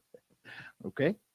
Jason Smalley has been qualified as an expert already by the town council, and based on his education and experience has been accepted as an expert in the field of land use, planning, and development in the town of Fort Myers Beach. Are there any other individuals who would like to be qualified as an expert witness on behalf of the applicant at this time? Seeing nobody here, I would assume no. Has the property owner applicant seen a copy of the agenda backup materials from staff? Seeing no one, I assume yes. Go ahead. Thank you. It's like you're having a one-man meeting sometimes. Sorry. Good morning, Town Council. My name is Jason Smalley. I'm with your Planning and Zoning Department. So as was mentioned before, this is a requested application for two variances. This is for 49/51 Pompano Street. So if you've taken a look at what's been proposed, they are looking to rebuild a two-unit structure stretched across the lot. Prior to the storm, there were 2 units that did exist. This offers me up an opportunity and a mea culpa from my LPA, and this is mentioned in the staff report. There was a question about whether they would be utilizing the post-disaster build-back policy. I incorrectly stated that they will be using the post-disaster and that they would be obligated to wait out until the second reading for the proposed amendment to that post-disaster. That was incorrect. They are by right eligible for a second unit based on the square footage of the lot.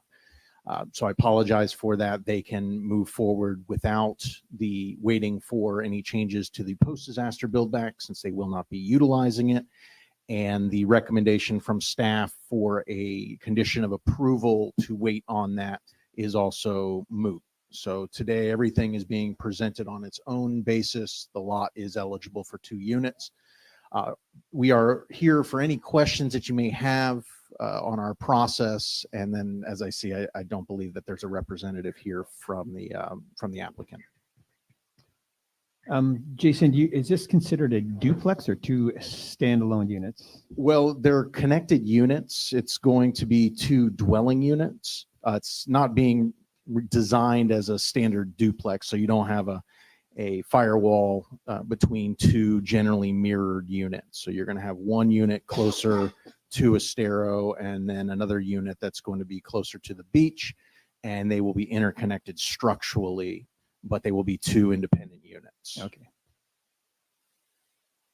Any other questions for Jason? All right. I don't see anyone here from the applicant. There is nobody here. Are there any members of the public who would wish to comment on this matter? If so, please come forward to the podium and identify yourself, provide your address and whether you were sworn in. Saying no. You have anything, Amy? No? Are there any additional comments, rebuttal, or closing statements from the applicant? Crickets. I will now close the public hearing and request discussion or a motion from town council to approve with conditions, deny with reasons, or a continuance to a time certain. I'll move to approve. I'll second. Got a motion from Councilor Veach to approve resolution 23-155, a second by Councilor King. Any further discussion? I'll just say weirdest lot shape ever. It certainly is. A roll call vote. Councilor Veach, Aye. Councilor King, Aye. Vice Mayor Adderholt, Aye. Mayor Allers, aye. Councilor Woodson. Aye. Motion carries unanimously. Thank you. Next, we have the administrative agenda. We have nothing on that. Final public comment. Is there anyone? Terry, come on up.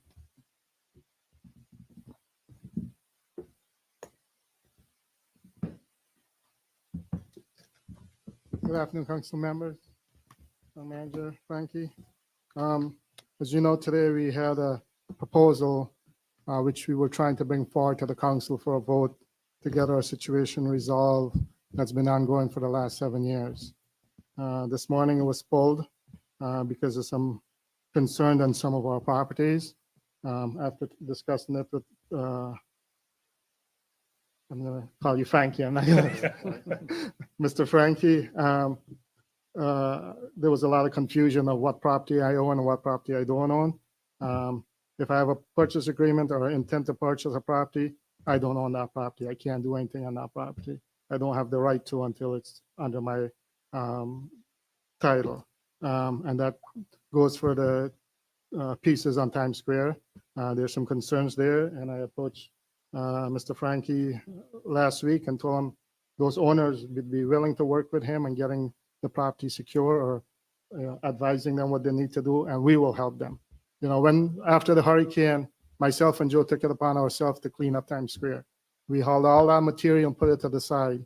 We had a problem getting FEMA to come in and pick it up, and as you know, Dan, you know, I approached you and you helped us out getting FEMA into Times Square to pick that up. Since eon, we have been diligently working to keep that area not only clean, but secured. It's the most visible area in town. Everyone wants to go on top of there and take a picture. As soon as we can put a fence up or help the owners put a fence up, someone tears it down. I approached Mr. Frankie again and said, I told the owners they need to get either chain link fence or something better because, you know, we're putting in a lot of time on our staff at no cost to help them keep those areas secure. And Mr. Frankie said, you know, he'll work with us to make sure that we get the approval to put a chain link fence up in that area. But the bottom line is this has been going on way too long, and we need to get it resolved. And it seems to me the more we talk, the town attorney has been very helpful, but there's a lot of confusion. And the only way we'll get this resolved is if we're able to sit down, Mr. Mayor, Mr. Attorney, town staff, with myself and my attorney, let's figure out what the problem is and let's find a solution. It's not rocket science, everybody wants to know what's going on with Times Square. Is it going to be rebuilt or not? The owners of Times Square are committed to coming up with a solution that will work for everyone. Now, is all of them going to build back? Probably not. The cost of building back is atrocious. But we are committed to coming up with a solution and a plan that will reflect the ideas of everyone in Times Square. And then, we've worked with you, Mr. Mayor, and we'll continue to work with you to make sure that plan is approved not only by the town, but by the county, because we share the two parks with them. So, but we cannot resolve this if, there's misinformation and we're not sitting together and working it out. So, my attorney has sent out a request for a meeting. Hopefully you guys will respect that and we can sit down and meet and get this resolved. Thank you for your time. Thank you, Terry. Is there anyone else that'd like to speak in public comment? Hearing none, we'll close public comment. Town managers items. Thank you, Mayor, Vice Mayor, Council. Just a few things. The street sign project is up and running. Off and running, I guess is the better term. Why they use those poles that are so tall, I don't know, but they will be cutting them off after they put the street marker signs up. So that will be a better look. Before you go on from that, speaking of street signs, I noticed yesterday twice the stop signs missing at Crescent and Fifth. There used to be a stop sign that was on that corner, and now there's been, myself included, was almost hit coming because they don't think they have to stop on Crescent anymore. So I don't know if that's something we can. Yeah, one's address. missing at North Estero and Estero right there by the bridge. As you turn to go to the bridge, one hasn't been put there either. So yeah, I've noticed a couple places. So Jason's listening. We'll add that to the list. Yeah, I think there's also one missing Shell Mound in Connecticut Street. And they're still working. I mean, obviously it's not completed, so we'll make sure we'll remind them to double check all the areas that are missing the signs. Moving on, the Jacobs Group started with 3 permit techs this morning, and he's hired 2 inspectors, so hopefully they'll be here this week. Progressing rather well in that area, so we're pretty excited about that. Going to be meeting with them. I've sent out a request to meet with staff and to kind of go over the what's expected of the condominiums, and we're going to have that discussion coming up so we can just issue information to them going forward. We'll be putting out a couple of RFPs, actually about 3 or 4 for mowing and removal of unsafe structures, not together, 2 separate. Also, we're going to be putting out RFPs for the Bay Oaks project, the big ball field, and for the lights on the small ball field. This is to conform with FEMA standards and requirements. So we'll be moving forward with those as soon as possible. I did get an agreement in the via email from Lee County for the light project. Some confusion there. They're supposed to take it under consideration tomorrow. The confusion, I believe, is the state's giving them the money on a one-time payment, but they were going to make it reimbursable on our behalf. So Becky, I've sent that to you if you could review, and the mayor and I have talked about it. So we're still discussing that. Not sure how they can expect us to carry the financial burden on their project, and it's like a 2-year project, and it's on a reimbursable basis, and we all know how quickly or not quickly that happens. I'll wait for the town hall trailers in a minute. I do have to recognize one employee. I'm not sure if she's still here. I received Jenny Dexter's resignation this morning. I want to thank Jenny for all she's done. She's Jenny, back are there. you in the room? She's back behind the She's hiding. But Jenny, I know the council would like to recognize you and thank you for all you've done. I know it was a challenge with the hurricane, but I understand your reasoning, and I want to publicly wish you all the best, and we'll be working with you over the next couple of weeks. Thank you, Jenny. And Frankie's going to update us on our progress of our trailers. So we've been in contact with Box Modular due to the UAW strike. Apparently it has affected their logistics as well. We should have trailers coming on site within the next 2 weeks. They're doing their compaction study this week. We had ICS on the old softball field, building up that grade about 1.5 feet where it was, and putting compactable soil so it meets with their standards for anchoring these units once they do arrive. Jason at ICS and Lee, all the crew out there did a fantastic job of expanding our our template there. And they're going to be also doing work towards the back of that property as we get ready for the new baseball or softball field in the back and a potential pickleball and parking area. Other than that, we're kind of moving along. That's all we have. So where you're putting the trailers, I mean, you've kind of strategically designed this so it's not going to be where the Bay Oaks or the pool or anything else is, right? It's where the ball fields. Interestingly enough, where parking was going to be. All right. Town manager or town attorney items? It's not on the agenda, but I did want to mention that when we were talking the last time about the owner builder permit and vacation rentals, I had done some extensive research on that in preparation for doing the letter to the Attorney General, asking for an opinion, but I became convinced that in fact leases are different from vacation rentals when you really go deep into the statutory provisions.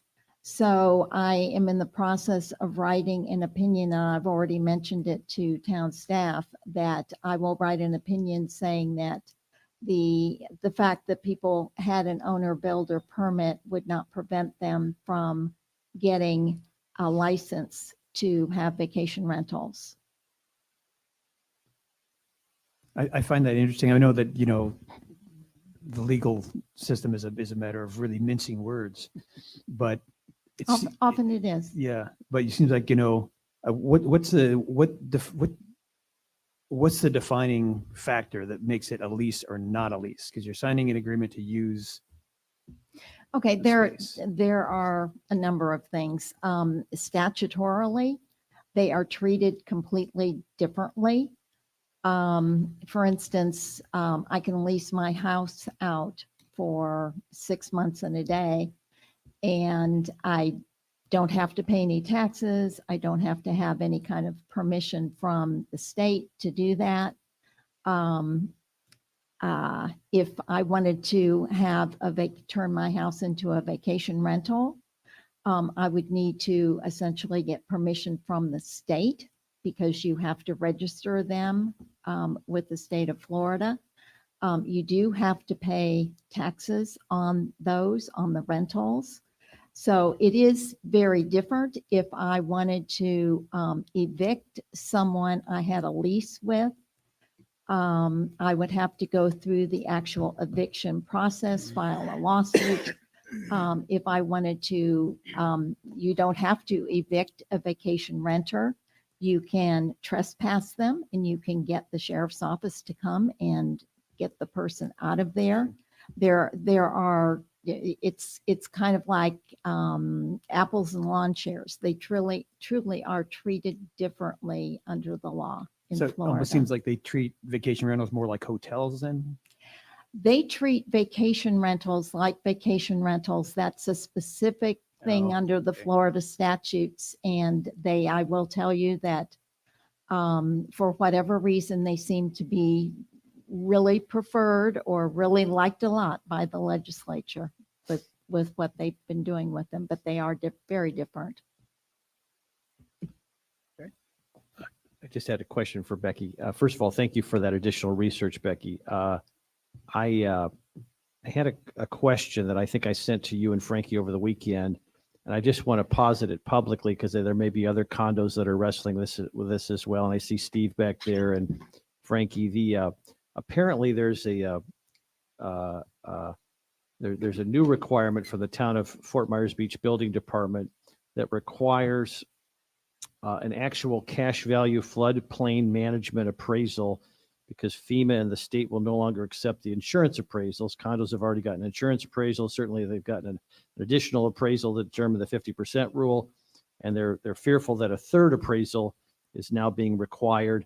I just wondered if we could provide I know Becky's going to research that, but maybe in the interim, if anybody could give some kind of just an update as to whether that is indeed the case and why that's the case to help our friends in the condo world who are struggling? Steve, you have any idea about that, or does that make any sense? I'm just reading from a note I have from a concerned condo association president. Does that go against, though, the Senate 250? It's a great question. I don't know. Steve Poposky, town engineer. An actual cash value appraisal is one of the options. You can actually, they give you three possible options. That's one of them. They being FEMA guidance. So the other option would be that the property appraiser values the property. However, for those buildings in Lee County doesn't value those buildings in that way. Sometimes they use methods that aren't allowable under the substantial damage rules. For example, they use an income capitalization approach at times, and that is not allowed because they have to, the whole rule is it has to be the value of the building or the structure, not the land, not the use of the building, just what it costs to repair it. That's why it's the adjusted cash value. So just for us lay people out there, so if a condo building got an appraisal for their 50% rule, that's not going to cut it? It just has to be done in the right way. So it can't be an appraisal based on the income approach, for example. You know, in other words, it's a 50-unit building. You can rent each place for, a certain amount of money. Then we capitalize that and by a certain multiple. That isn't allowed. That's used for real estate purposes when you sell your building. A lot of times, it's typically what they do for when you go to buy it. But as far as the substantial damage goes, it's just based on the cash value of essentially the building material and what it costs to put it in place. And this is a FEMA requirement. Is it new, or has it always been on the books this way? No, it's been that way. Yeah. Okay. And is there anything on the town websites that would help a condo association member navigate the three options that are available to them?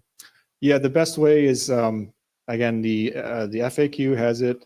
There's also the resource library that has the FEMA documentation. There's probably more information than you're ever going to want to know about it. The substantial damage desk reference is a great tool. You can get on there and you can use a find function and go right to it. So are most condos then going to have to get a whole nother appraisal to satisfy FEMA? Well, it depends on what they got the first time. Okay. If the appraisal is based on income capitalization approach, it's not allowable by the FEMA rules. Did most people do it that way? In other words, are most folks going to have to get a second appraisal then? I don't recall it a lot of instances where they got it based on income capitalization. Okay. I believe I saw an email recently where there is one. Okay. But I don't recall a lot of those. All right. That's helpful, Steve. Thank you. I've asked, based on that email, we all, I think, got that, excuse me, that email. I've asked staff to coordinate a meeting potentially with staff and with the condo associations to help them better understand exactly what I think Steve just laid out, but also allow them to ask some questions so that they're all on the same page so that we're not having the confusion. I think that would be wonderful, Mr. Mayor. That's a good idea. And on that issue, Councilor King, a few weeks ago, I think appropriately asked for the town to express to the legislature and or at least our lobbyist the concern about the new reserve requirement. Did anything happen with that? I'm not looking at you, John. I'm looking at Andy or Becky. It will be. Yeah, we will. I mean, we meet with him occasionally, talk to him briefly, but we will. I didn't know if Councilor King, were you thinking of more of a formal letter? That's what I was thinking at the time. That's what I yes. thought I thought you said that. I know that reserve requirement is going to cause some real hardship to Fort Myers Beach. And I think they're not asking it to be waived. I think they're asking for a temporary stay, if you will, so we can, adjust to the nightmare that is post-Ian. So If I'm not mistaken, I think this is something that the League of Cities is taking up too. Is that right? As an opposition or asking, but we can find that out for sure. That's great. Thank you. No, is this like, are the condos expected to immediately up the reserves, or is it a phase? It's to fully fund. Yeah, fully fund and how you reserve, and there's a lot of minutia post Surfside that I'm sure is well intended, but the practical impacts post Ian are extremely challenging on an island that's already doing a lot of things proactively because of the damage, and there's a lot of duplication and a lot of illogic that goes in. John probably knows more about it. Yeah, just not Ian. I mean, it's Nicole. It's now Adelia. It's not just a Fort Myers Beach issue. It's anybody that's near the coastline or in a condo as well. It's just another burden for the condos that Yes. are already struggling. And that's imposed by the state, not the town of Fort Myers Beach. Right. But it sounds like if it's a statewide issue, then there ought to be Correct. some kind of consortium to join together with. a much That's our bigger group. hope. Yeah. Anything else? For Becky? Oh, no, I'm sorry. Oh, I was No, asking that's if it. anybody had any- Okay. Town, then we'll Mayor, if go- I get clear, are you asking Becky to write a letter so she has all the legal terms on that? I mean, or do we want to wait and see what the League of Cities puts out, or how do we want to But that's the proceed first there? I'd heard of the League of Cities. I did this because I was asked by some of the condo members here that they were taking it to the Condo Association of Fort Myers Beach to try and get that addressed. I did send something myself to Representative Botana and the Lee County delegation. I did that before I came here and asked for something to be done. And I think Jackie and the chamber, I think they're on Jackie and the they're on chamber, the trail yes. as well. So if we want to do a letter, we certainly can before, maybe by the next meeting, if we could, I'd be in support of drafting a letter in support.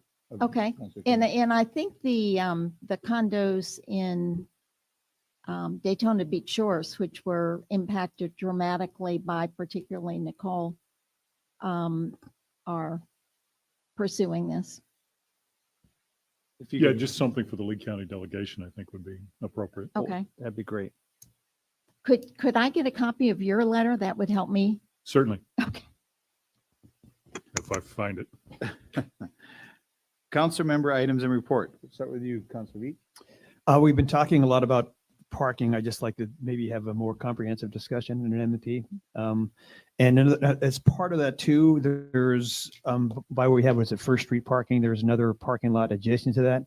I'd just like to maybe authorize town staff to just have a preliminary conversation and see if there's any interest in a public-private partnership to put a parking garage there. It seems like an ideal spot right off the bridge there. I don't disagree. I'm sorry, Bill, I wasn't paying. What was the location you suggested? I missed. I wasn't. You know, First Street on Old San Carlos by the Yucatan. Oh, gotcha. Okay. And we have a lot there. They have a lot there. It makes sense to go together because there's, Okay. the ramps and things take up space. So I just didn't hear the Yep. location. Thank you. And I think in order to make some of that work is what I was referring to earlier. We're going to have to go into the land development code and look at some of the parking garage requirements, the buffers, things like that to be able to clean up in order to even entice anybody to want to do something. yeah, and I think too, particularly with that one in Old San Carlos, it'd be good to have some ground level businesses. So it's not just parking garage. So there could be some small shops or whatever to make that, keep that interesting at the pedestrian level.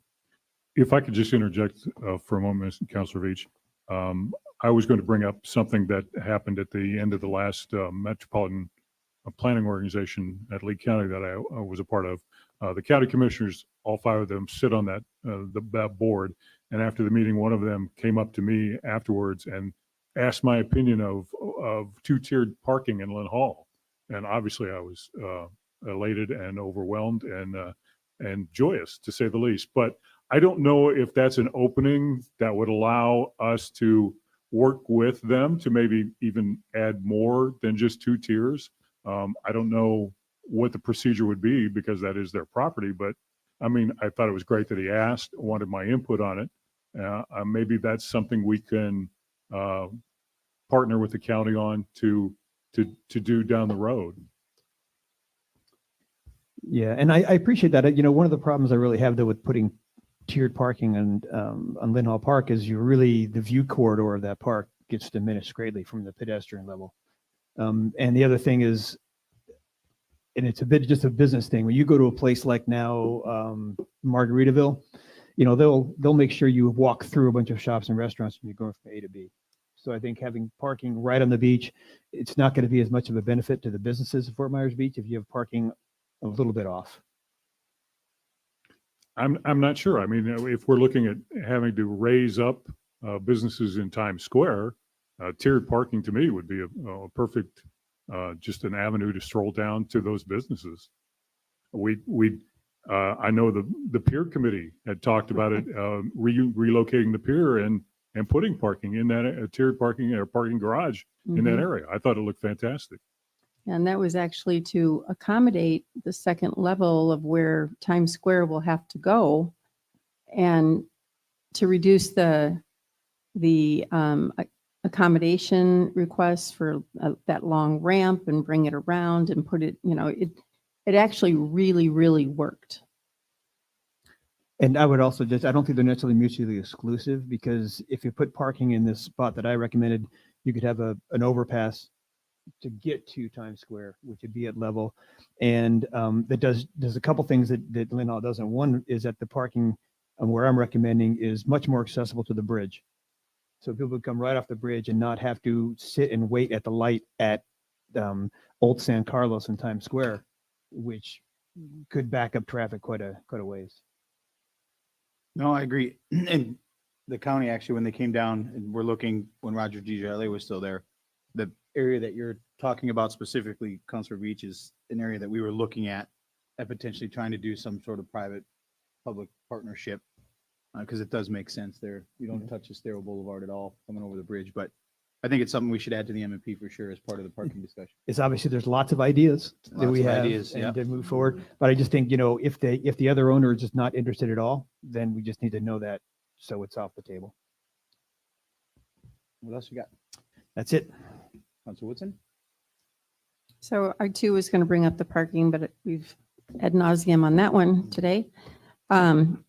My other question, and I know we've already published 2024 meeting schedule, but I'm just questioning with everything coming up, all the new building that's going to be happening, do we have enough meetings in a month?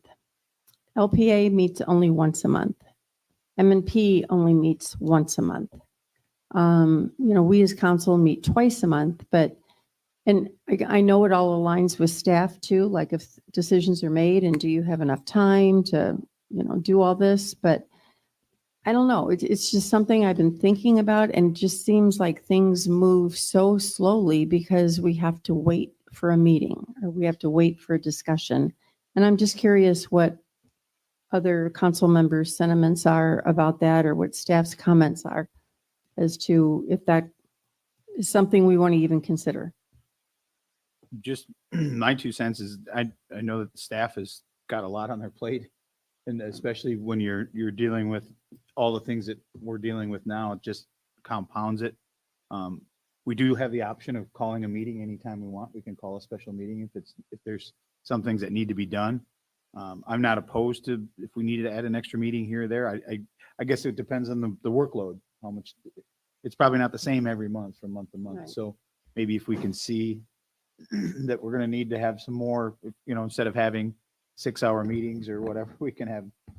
I think one thing you'll see is the advertising, especially for some of the things that go with planning and that type of thing, is the amount of time it takes to advertise. It's hard to call a special meeting and it's okay, we still got 15 days to advertise or whatever the number is. But we can do whatever we need to do to get things accomplished. I would support adding it to the M&P for discussion so that we can hash it all out.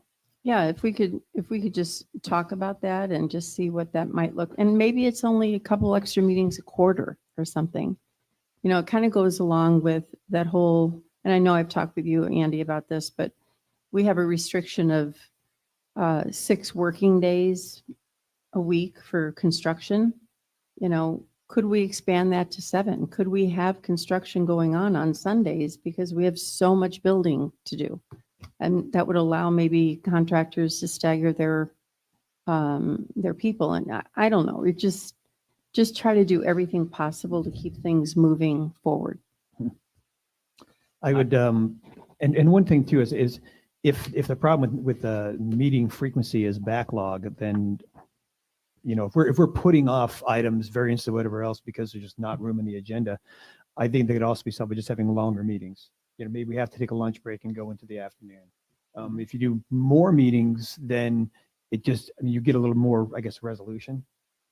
But, because like we have a meeting with the LPA, you need 2 weeks, right, before you bring it on the agenda for a regular town council meeting. And that's something that's beyond our control, that schedule. I have no problem with meeting more frequently if necessary. I think the the key driver of this really needs to be the town manager. I think the town manager knows this all now well enough and as a very comfortable working relationship with us, that if we need to meet more, you need to lay it out for us and let us know, and we'll work with you, and we want to support you and your team. And I agree with Karen. I mean, whatever we can do and to keep things moving, but I think the town manager, given our town charter, I mean, you're driving the bus. We're backing you up in a policy capacity. And if you need us to meet more, but sometimes you need time to recover from these meetings and prepare for the meetings. So, you got to just drive the bus and let us know how we could best help move things forward. Andy is your bus driver. At the first stop, 7 people get on. Anything else, Councilwoman? No, that's it.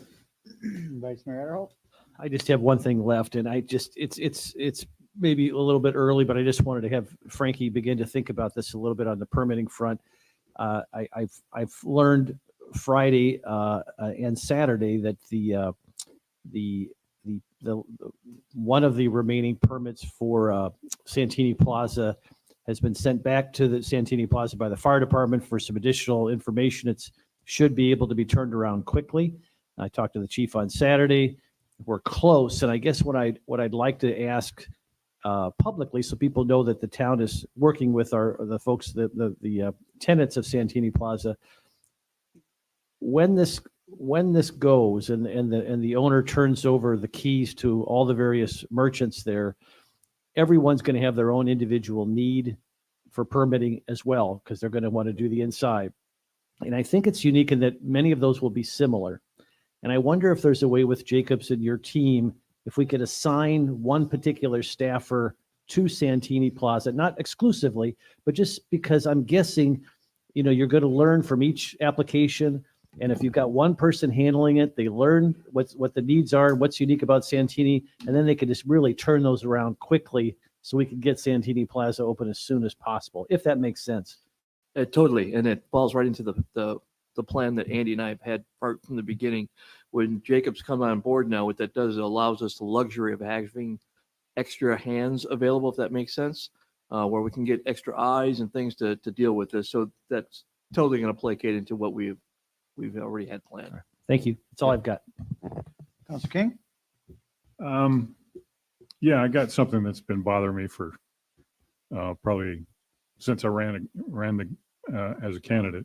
Not to detract from the hard work. I just want this to be a positive. I know, Mayor, you have promised never to drop the ball on the veterans, and I appreciate that, and I understand that, and I think you've done a great job. And Vice Mayor Adderholt, I think you're doing a fantastic job of trying to get this coordinated of how we honor the veterans at Bayside Park. Honestly, I'd just like to see us take a small step forward and change the name of Bayside Park and officially call it Veterans Memorial Bayside Park. Hopefully we could coordinate that with what you're pursuing, Vice Mayor, and maybe have that done in time for Memorial Day. And if so, this would give us ample opportunity to create signs for that. I just think it's long overdue and something easily we could do ourselves. Well, I have to say that I think that's an outstanding idea, and I think I've heard some of that sentiment from the community as well.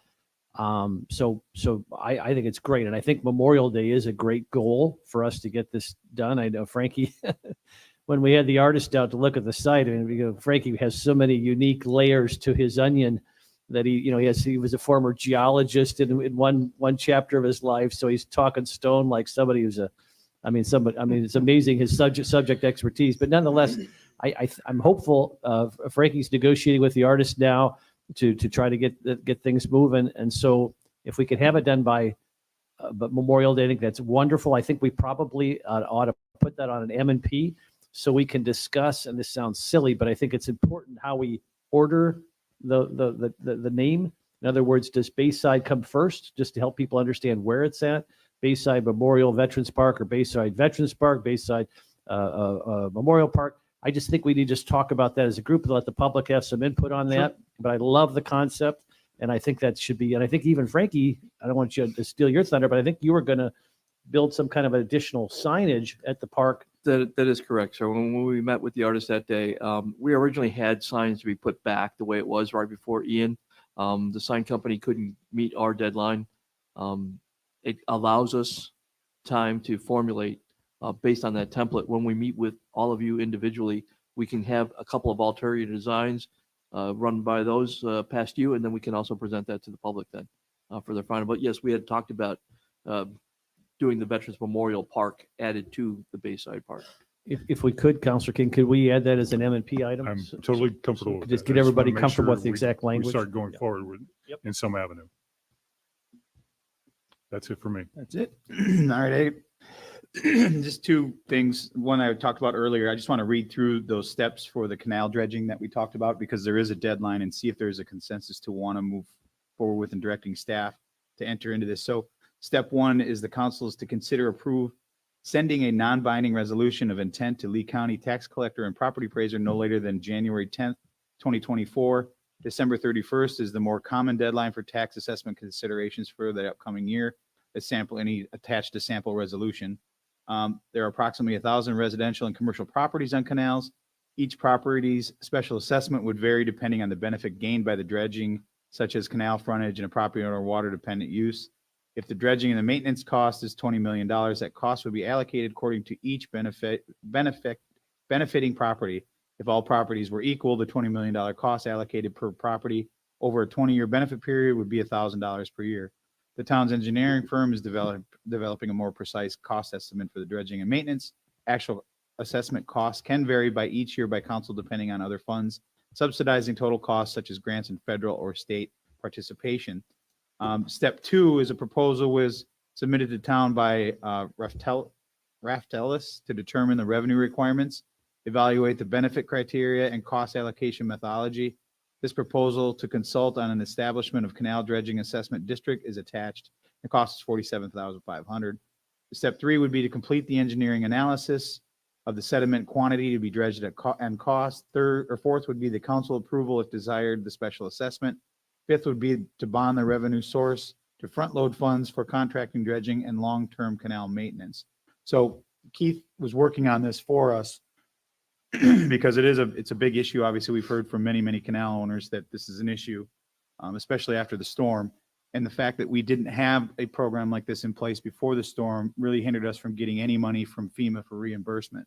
So this would essentially allow us, if we want to move forward with sending that letter of intent, to at least allow us to have the discussion. Now, it's not binding. It's not saying there's going to be assessment. It just starts the process to allow the public to understand what we're trying to do, get input from them, see if there is an interest to do it. And it could be something, as you said, that could go into effect as early as next year. So I guess my question is to my fellow counselors, is this something that we want to do, is move forward with this? And if we can get it done in time, if Becky can research it and get it to us in time for the next meeting to be able to do this resolution, to send off, to start this process going, I would be in support of it, but I just wanted to bring it up to see if there was consensus to direct staff. I think it's important, Mr. Mayor, just to once again stress, because I was talking to Keith before the meeting this morning about this. This is just a placeholder. It is non-binding, and all it does is allow us, from a legal standpoint, to have the opportunity to do this if we should choose to. So obviously, there would be plenty of opportunity for public input. We would need a lot of public input on this, but all this is a sort of a procedural placeholder to allow us to do it should we choose to do it. So to me, there's no harm to me in putting in this placeholder and at least having this beginning the conversation and continuing the research. I'd love to see Keith come back and maybe present in greater detail at an M&P or something, but just to reserve the placeholder to allow us to talk about it seems to make sense to me as well. I'm totally in agreement. And personally, I think it's a huge miss of the town in previous years and not having any kind of process in place to have, to review this and look at it whatever the time frame is to see what needs to be done for maintenance. So I'm 110% in. Yeah, and I just point out that, we were into the county for a long time and they didn't do anything either. So, but I agree, and mostly because this is not binding. This is, people will still have their voice heard before we do anything that's going to cost them financially. I'm in concurrence. Becky, can you look into I that? will do that research. I believe you Yes, were on the, absolutely. I believe you were on the initial email that was sent on the 15th of November. That was- Right. So the sample ordinance is in there from, I think, Yeah. other jurisdictions. So, okay, if we can do that, that would be Okay. great. Very good. Thank And you. the last thing I have, I think that the town manager alluded to it in his comments a little bit. Our favorite subject, the lighting of Estero Boulevard. It seems to be that gift that keeps on giving. As the town manager has said, the wording that came down in the FDEM, I did read through it substantially, and I can see their point as to how it could be construed. It does in one part say that it is a one lump sum that's going to be allocated to the county, but then a couple lines later, there is some verbiage about submitting for reimbursement. They don't use the word reimbursement at the state level. They use submitting that the work is being done. So it's my understanding in talking with the county that their interpretation, and they've reached out to FDEM to try to get some more clarification, is that that is a reimbursement, that you have to put the money out to get reimbursed to do it. That for us is a huge, huge issue. We would have to, the way the FPL contract is laid out, that's almost $2 million that the town would have to come up with to then submit. So we would essentially be carrying $2 million for a year to 2 year, depending on how long that project. I'm not okay with that. I urge my council members to reach out to our representative at the county. They will be voting on this tomorrow. I will be there. So I'm going to have to unfortunately leave a little early from the school thing in the morning to make sure that I'm there to voice the opposition to that, because our understanding, it has changed a lot from the beginning, is that appropriation request that was granted from the state was going to come to us, then it went to the state, or then it went to the county, and it was going to be a pass through to us. And now there's this reimbursement part of it that, quite frankly, is going to put us in a very bad spot, both financially and safety wise. I think we all understand how dark it is out there now, and we need to get this project moving. So I will be there tomorrow unless something changes today. Representative Botana is looking into it, as well as to getting some clarification on that wording, and hopefully it gets resolved today and we don't have to voice opposition tomorrow. But I would encourage my council members to reach out to our BOCC member, Commissioner Sandelli, and let him know that if you want, if you agree with me to voice our opinion on this is not a beneficial thing for us or for anyone. So hopefully we can get it resolved before then. I will, if it's appropriate, make a motion that you have the backing of the entire town council with your meeting. So you can speak for the council. I appreciate I that. I would concur with that. Is that a second? Is this a motion? Do we have to have a motion? Probably should. Yes, If I it is a would. motion, I'll second it. Okay, we've got a motion by Counselor Beach, seconded by Vice Mayor Adderholt. All those in favor signify by saying aye. Aye. Opposed? Hearing none, motion carries unanimously. And then with that, that's all I have. Anything else? Is there a motion to adjourn? Move to adjourn. Got a motion to adjourn by Counselor King, Second. seconded by Counselor Beach. All those in favor signify